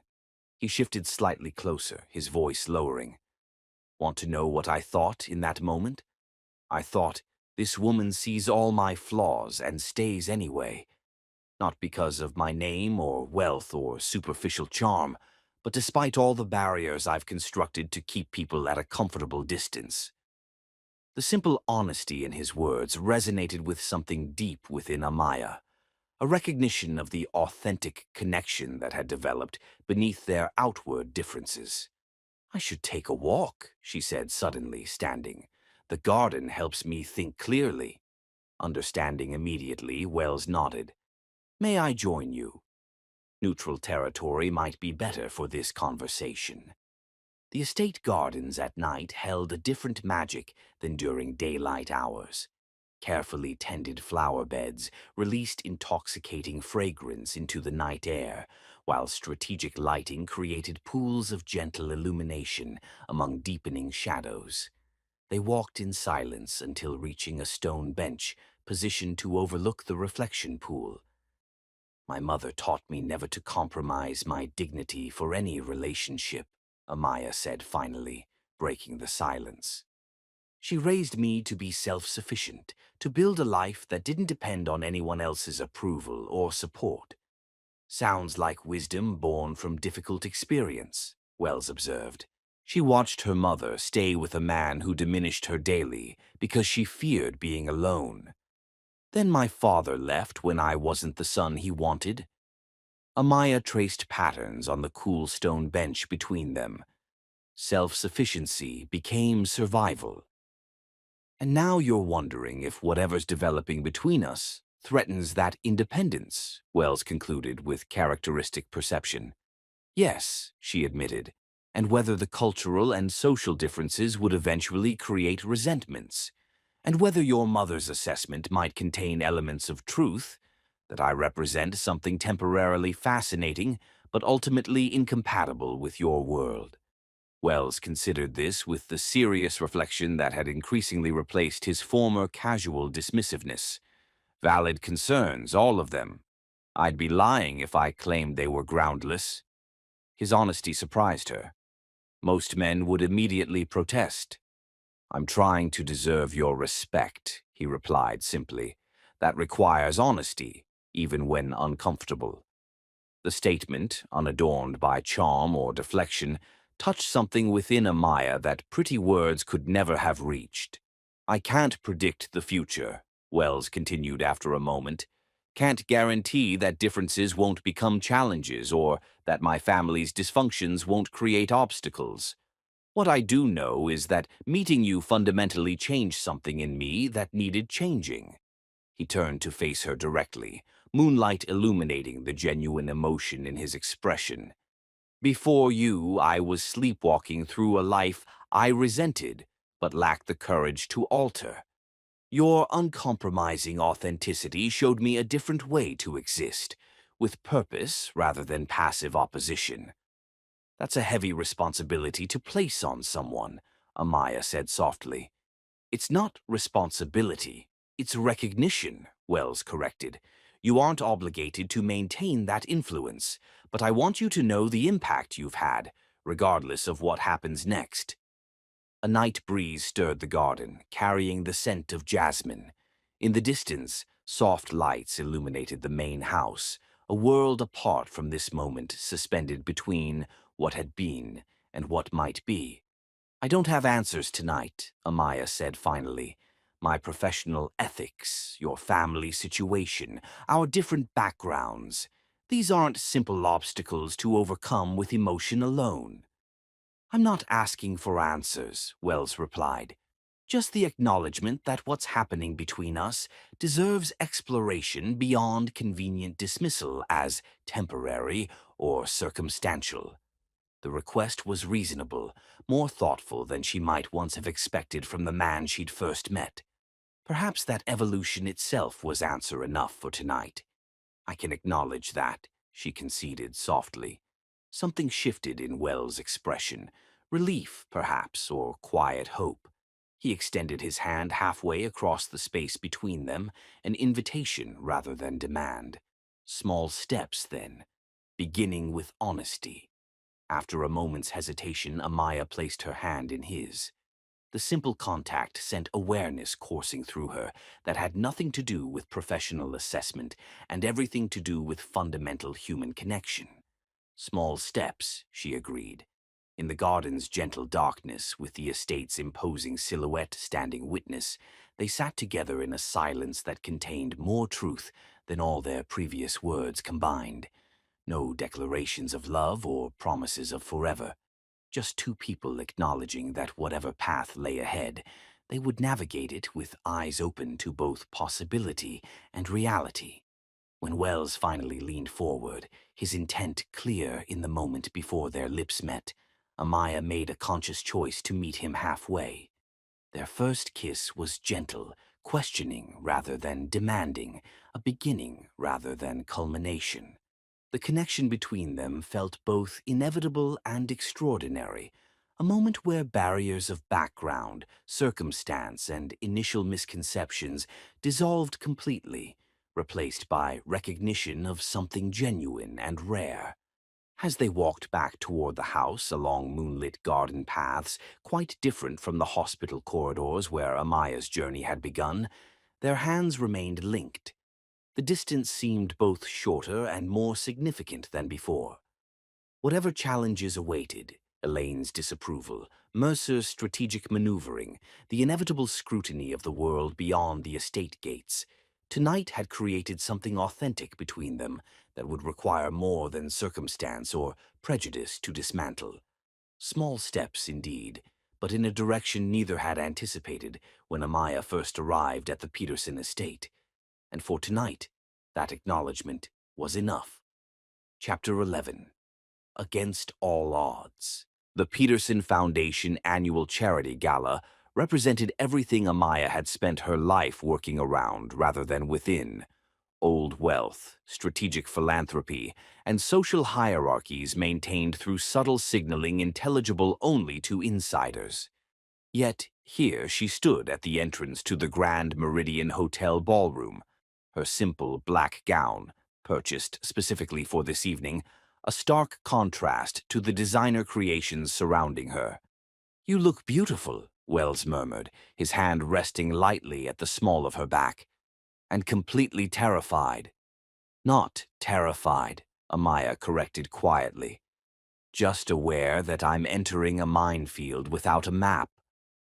After their garden conversation 3 nights ago, they had established tentative parameters for exploring their relationship, professional boundaries maintained during Amaya's remaining contract period, transparency with Mercer about their personal connection, and most importantly, honest communication about concerns as they arose.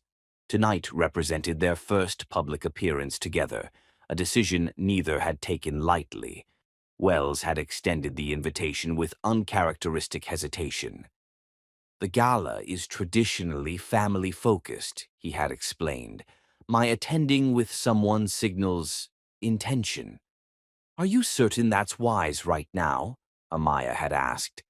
"Your mother has made her opinions quite clear." Wells' response had been simple. "I'm done hiding what matters to me." Now, standing at the periphery of metropolitan city's social elite, Amaya focused on projecting the same quiet dignity that had guided her through hospital corridors and Peterson family tensions alike. "Remember," Wells said, sensing her internal recalibration, "half these people are my father's business associates who tolerate me out of necessity, and the other half are socialites who've watched me make an ass of myself at similar events for years. Their judgment is irrelevant." His self-deprecating honesty coaxed a smile from her. Quite the rousing pep talk. "I save my best material for corporate restructuring proposals," he replied with a wink, then grew serious. "Ready?" Amaya nodded, drawing strength from years of navigating challenging situations with professional poise. "Lead on, Mr. Peterson." Their entrance generated precisely the ripple of attention Wells had predicted. Conversations paused mid-sentence as curious gazes assessed Amaya, measuring her against whatever preconceptions Wells' past companions had established. To her surprise, Mercer approached immediately, his public demeanor more gracious than his typical gruffness. "Nurse Tyrone," he greeted her with formal warmth, "I'm pleased you could join us this evening. Your presence is a testament to your impact on our family's recovery." The carefully worded acknowledgement provided context for her attendance that simultaneously honored her professional role while tacitly blessing her personal connection to his son. It was masterfully done, exactly the diplomatic maneuvering one would expect from a corporate patriarch. "Thank you for including me, Mr. Peterson," Amaya replied with equal care. "The Foundation's work in cardiac research is particularly meaningful given my professional background." "Indeed." Mercer nodded approvingly before turning to Wells. "Senator Baldwin is eager to discuss the sustainability initiatives you presented last month. Perhaps you could spare him a few minutes." "Of course," Wells agreed, then glanced at Amaya. "Would you like to join us?" "I'll get something to drink and find you shortly," she responded, recognizing the business conversation didn't require her presence.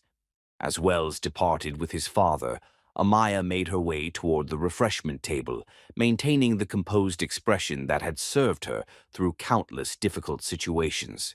She had just accepted a glass of sparkling water when a familiar voice spoke beside her. "Well, if it isn't the nurse who launched a corporate reformation." Madison Pierce stood resplendent in emerald silk that complemented her blonde perfection, her smile social, but her eyes calculating. "Miss Pierce," Amaya acknowledged with professional courtesy. "Lovely to see you again." "Isn't it?" Madison took a delicate sip of champagne. "I must say you've accomplished what an army of debutantes and two family therapists couldn't, domesticating Wells Peterson. The entire room is buzzing about it." "I haven't domesticated anyone," Amaya replied evenly. "Wells makes his own choices." Madison's perfectly arched eyebrow rose slightly. "Such modest deflection. Tell me, what's your secret? The Florence Nightingale effect, or perhaps just the novelty of someone utterly different from his usual milieu?" Before Amaya could respond, another woman joined them, older, elegantly coiffed, with the confident bearing of established wealth. "Madison, darling, aren't you going to introduce me to Wells' mysterious companion?" Madison's smile tightened fractionally. "Of course, Aunt Caroline. This is Amaya Tyrone, Mercer's private nurse. Amaya, Caroline Whitcomb, Wells' godmother and Metropolitan Hospital board member." "Miss Tyrone," Caroline nodded, her assessment swift and comprehensive.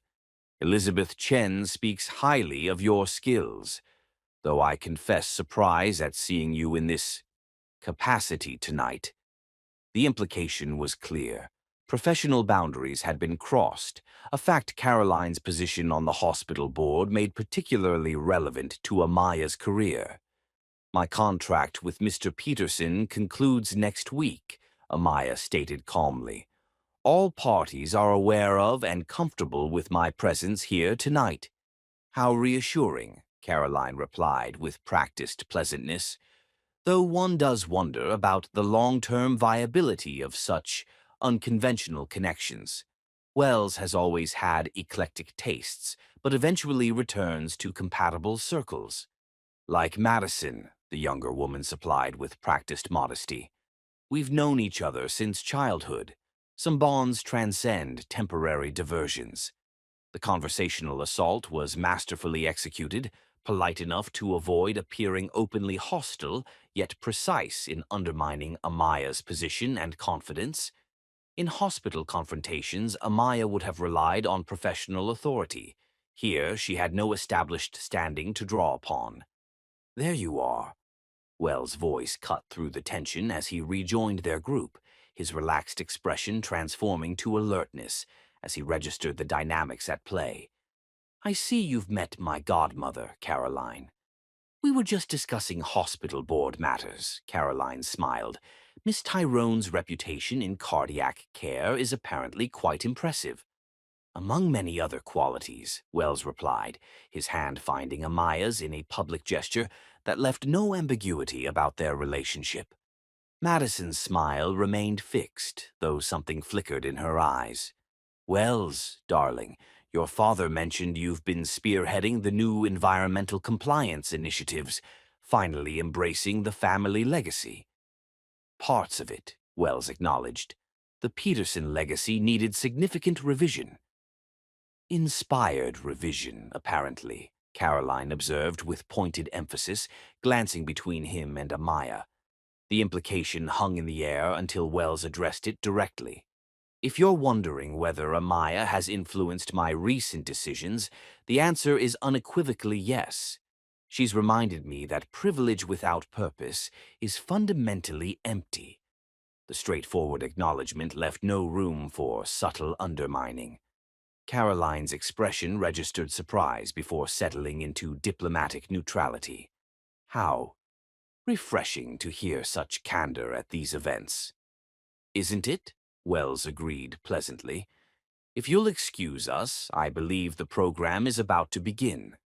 As he guided Amaya toward their table, she murmured, That was direct. I told you I'm done hiding what matters, he replied simply. Besides, Caroline's approval of my choices expired when she encouraged my mother to seek fulfillment in Australia with her tennis instructor. Throughout dinner, Amaya navigated the complex social currents with increasing confidence. Mercer, surprisingly, facilitated her integration by engaging her in conversation about hospital administration that highlighted her professional knowledge. Several table-mates, initially reserved, gradually warmed as she demonstrated intelligence and poise that defied whatever preconceptions they'd harbored. Between courses, Wells leaned close, his hand finding hers beneath the table.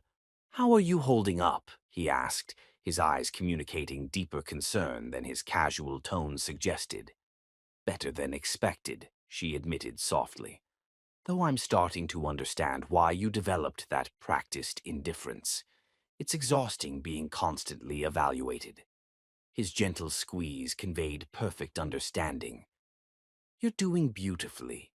And what matters most is what's happening here." He tapped his chest lightly. "Not out there." The simple intimacy of the moment grounded Amaya amid the social complexities surrounding them. This was the reality beneath the performance, two people connecting authentically despite external pressures. The evening's most challenging moment arrived during the Foundation Director's recognition of major donors. Elaine Peterson made her entrance halfway through the proceedings, her timing ensuring maximum attention as she claimed the empty chair at Mercer's table, directly opposite Amaya and Wells. "Mother," Wells acknowledged with careful neutrality, "I didn't realize you'd be attending."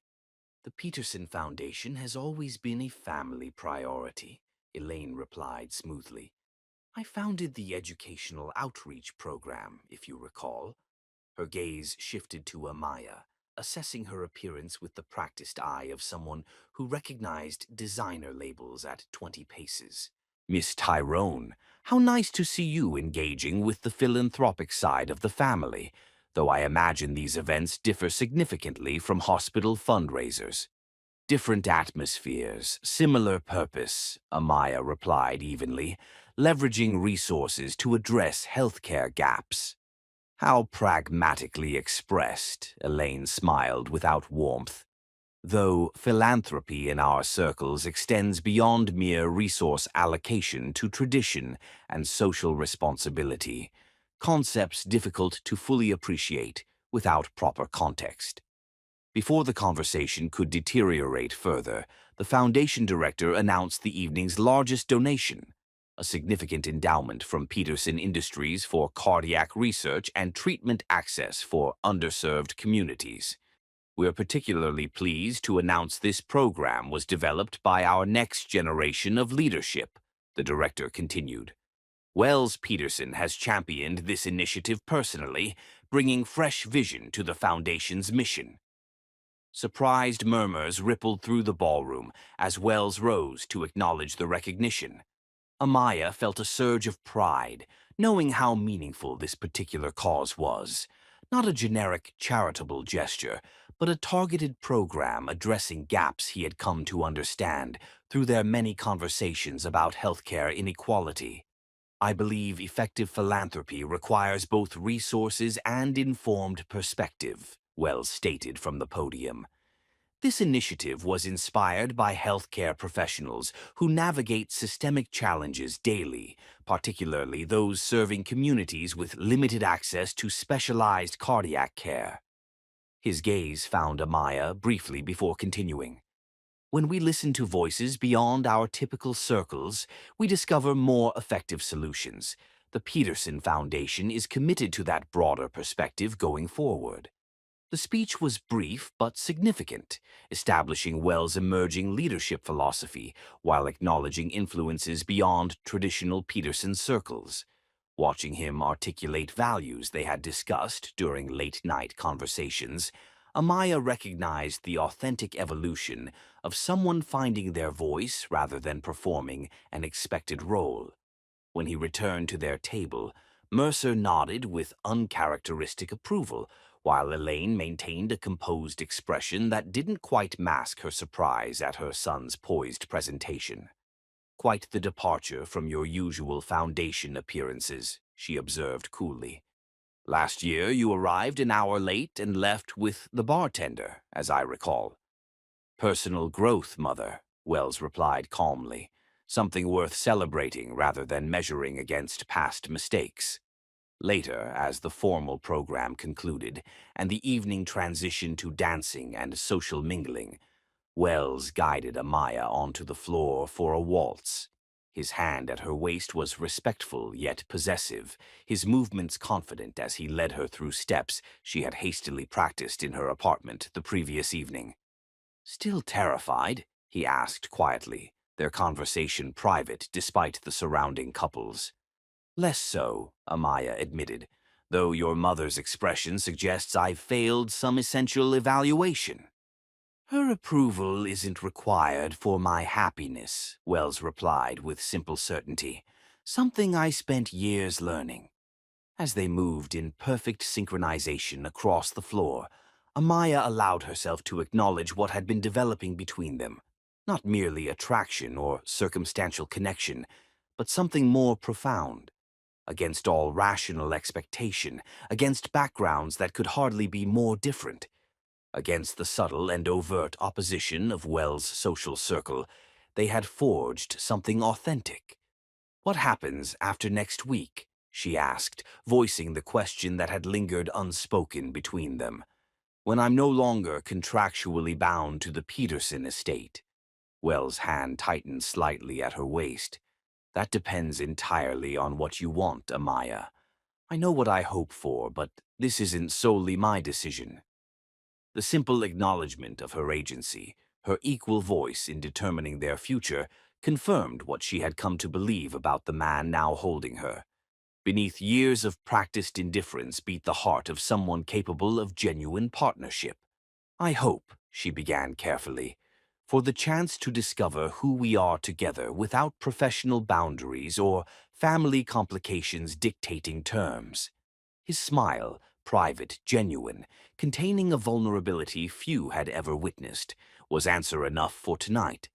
Whatever challenges awaited beyond this ballroom, they would face them together, step by careful step, building something neither had expected, but both now recognized as worth fighting for. Chapter 12. Full Circle. Metropolitan Hospital's rooftop garden had been created as a sanctuary for patients and staff, a place where healing could continue beyond sterile corridors. In late June, with summer flowers in full bloom and the city skyline creating a dramatic backdrop, it became something else entirely. The setting for a moment Amaya Tyrone had never anticipated when she first walked these halls as a dedicated young nurse. "Are you sure this is where you want to do this?" Dr. Chen asked, adjusting her formal suit with uncharacteristic nervousness.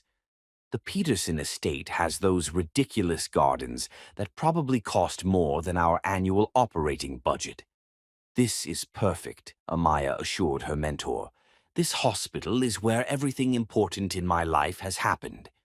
It had been 6 months since her contract at the Peterson estate concluded.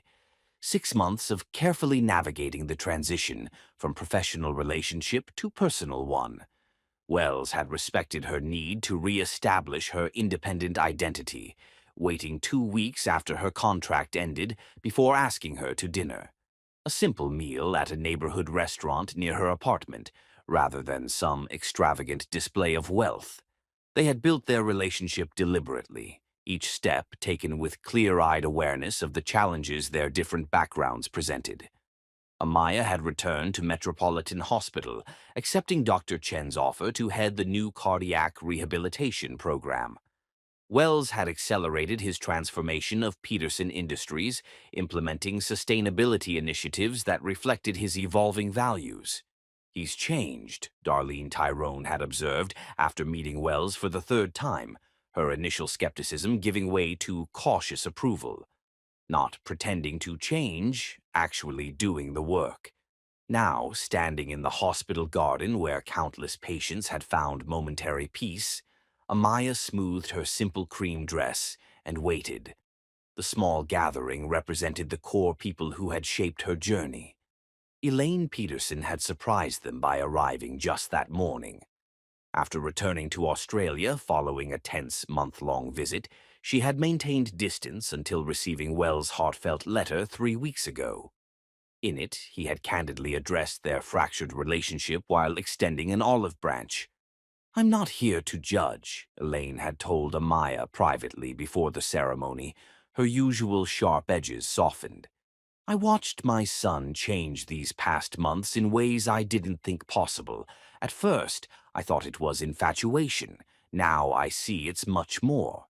Mercer, meanwhile, had surprised everyone by becoming an unexpected ally once his initial strategic matchmaking impulses were replaced by observation of his son's genuine happiness. "Ready?" Dr. Winters asked, offering his arm. "More than ready," she replied, accepting his support as the small string quartet began playing. Wells waited beneath a simple archway of white roses, looking nothing like the dismissive air she had met 10 months earlier. His expression as she approached contained everything they had built together: respect, admiration, and a love that had developed not despite their differences, but through the understanding those differences had fostered. The ceremony itself was brief and personal. They had written their own vows, each promising not perfection, but partnership, not blind devotion, but clear-eyed commitment to growing together through whatever challenges arose. "When I first met you," Wells said, his voice steady. "I was sleepwalking through a life of privilege without purpose. Your unwavering integrity showed me a different path, not through criticism, but by example." When Amaya spoke, her words came from the heart rather than the careful script she had prepared. "You saw me when I was trying to be invisible behind professional competence. You challenged me to accept connection without sacrificing independence." As they exchanged rings, Amaya caught sight of her mother wiping away tears beside a surprisingly emotional Mercer Peterson. Their unlikely friendship represented everything this union symbolized, worlds converging through mutual respect rather than remaining separated by superficial differences. The small reception took place in Metropolitan Hospital's renovated atrium. Wells had insisted on using Peterson resources to benefit the hospital that had shaped Amaya, funding renovations that would serve patients and staff long after their wedding day. Later, as guests mingled, Darlene approached her daughter with uncharacteristic hesitation. "Your father called," she said quietly. "Saw the engagement announcement in the business section. He wanted to attend, but wasn't sure he'd be welcome." The revelation might once have reopened old wounds. Now, Amaya found herself considering it with surprising equanimity. "Perhaps next time," she replied. "Some relationships take longer to heal." "Like the Petersons," her mother observed wisely. "That boy's mother did a number on him, but he's working through it. Like someone else I know, your dignity never required perfection, baby, just authenticity." As the evening progressed, Dr. Chen raised a toast that captured the essence of what many had witnessed. To Amaya and Wells, proof that healing happens in unexpected ways, and that the most effective medicine is sometimes seeing someone clearly when they've forgotten how to see themselves. 6 months later, they stood together in the newly established Peterson Wing for Cardiovascular Access at Metropolitan Hospital, a joint project combining Wells' business acumen with Amaya's healthcare expertise. The facility would provide specialized cardiac care to underserved populations, inspired by conversations they had shared during late nights at the Peterson estate. "Not bad for a reluctant heir and a dignified nurse," Wells observed as they watched the first patients being admitted to the new wing. "Not bad at all," Amaya agreed, her hand resting instinctively on the subtle curve of her abdomen, a secret they had only recently confirmed and shared with their immediate family. 9 months after their wedding, Amaya gave birth to twins, a boy and girl who embodied the union of two seemingly different worlds. As Wells held his daughter while Amaya nursed their son, the circle that had begun with a reluctant nursing assignment felt complete. "They're perfect," Wells whispered, his voice containing wonder that transcended privilege or position. "They're the beginning," Amaya corrected softly, "of something we're building together." In that quiet hospital room, far from the Peterson estate's opulence, yet connected to it through the man who had transformed from entitled heir to purposeful partner, Amaya recognized the truth her mother had always tried to impart. Dignity wasn't found in isolation or self-sufficiency, but in remaining true to your values while opening yourself to connections that challenge and strengthen you. What had begun as a professional assignment had evolved into a life partnership neither had sought, but both now treasured. Proof that sometimes the most unexpected journeys lead precisely where you need to go, if you have the courage to follow them with eyes and heart open to possibilities beyond your previous understanding.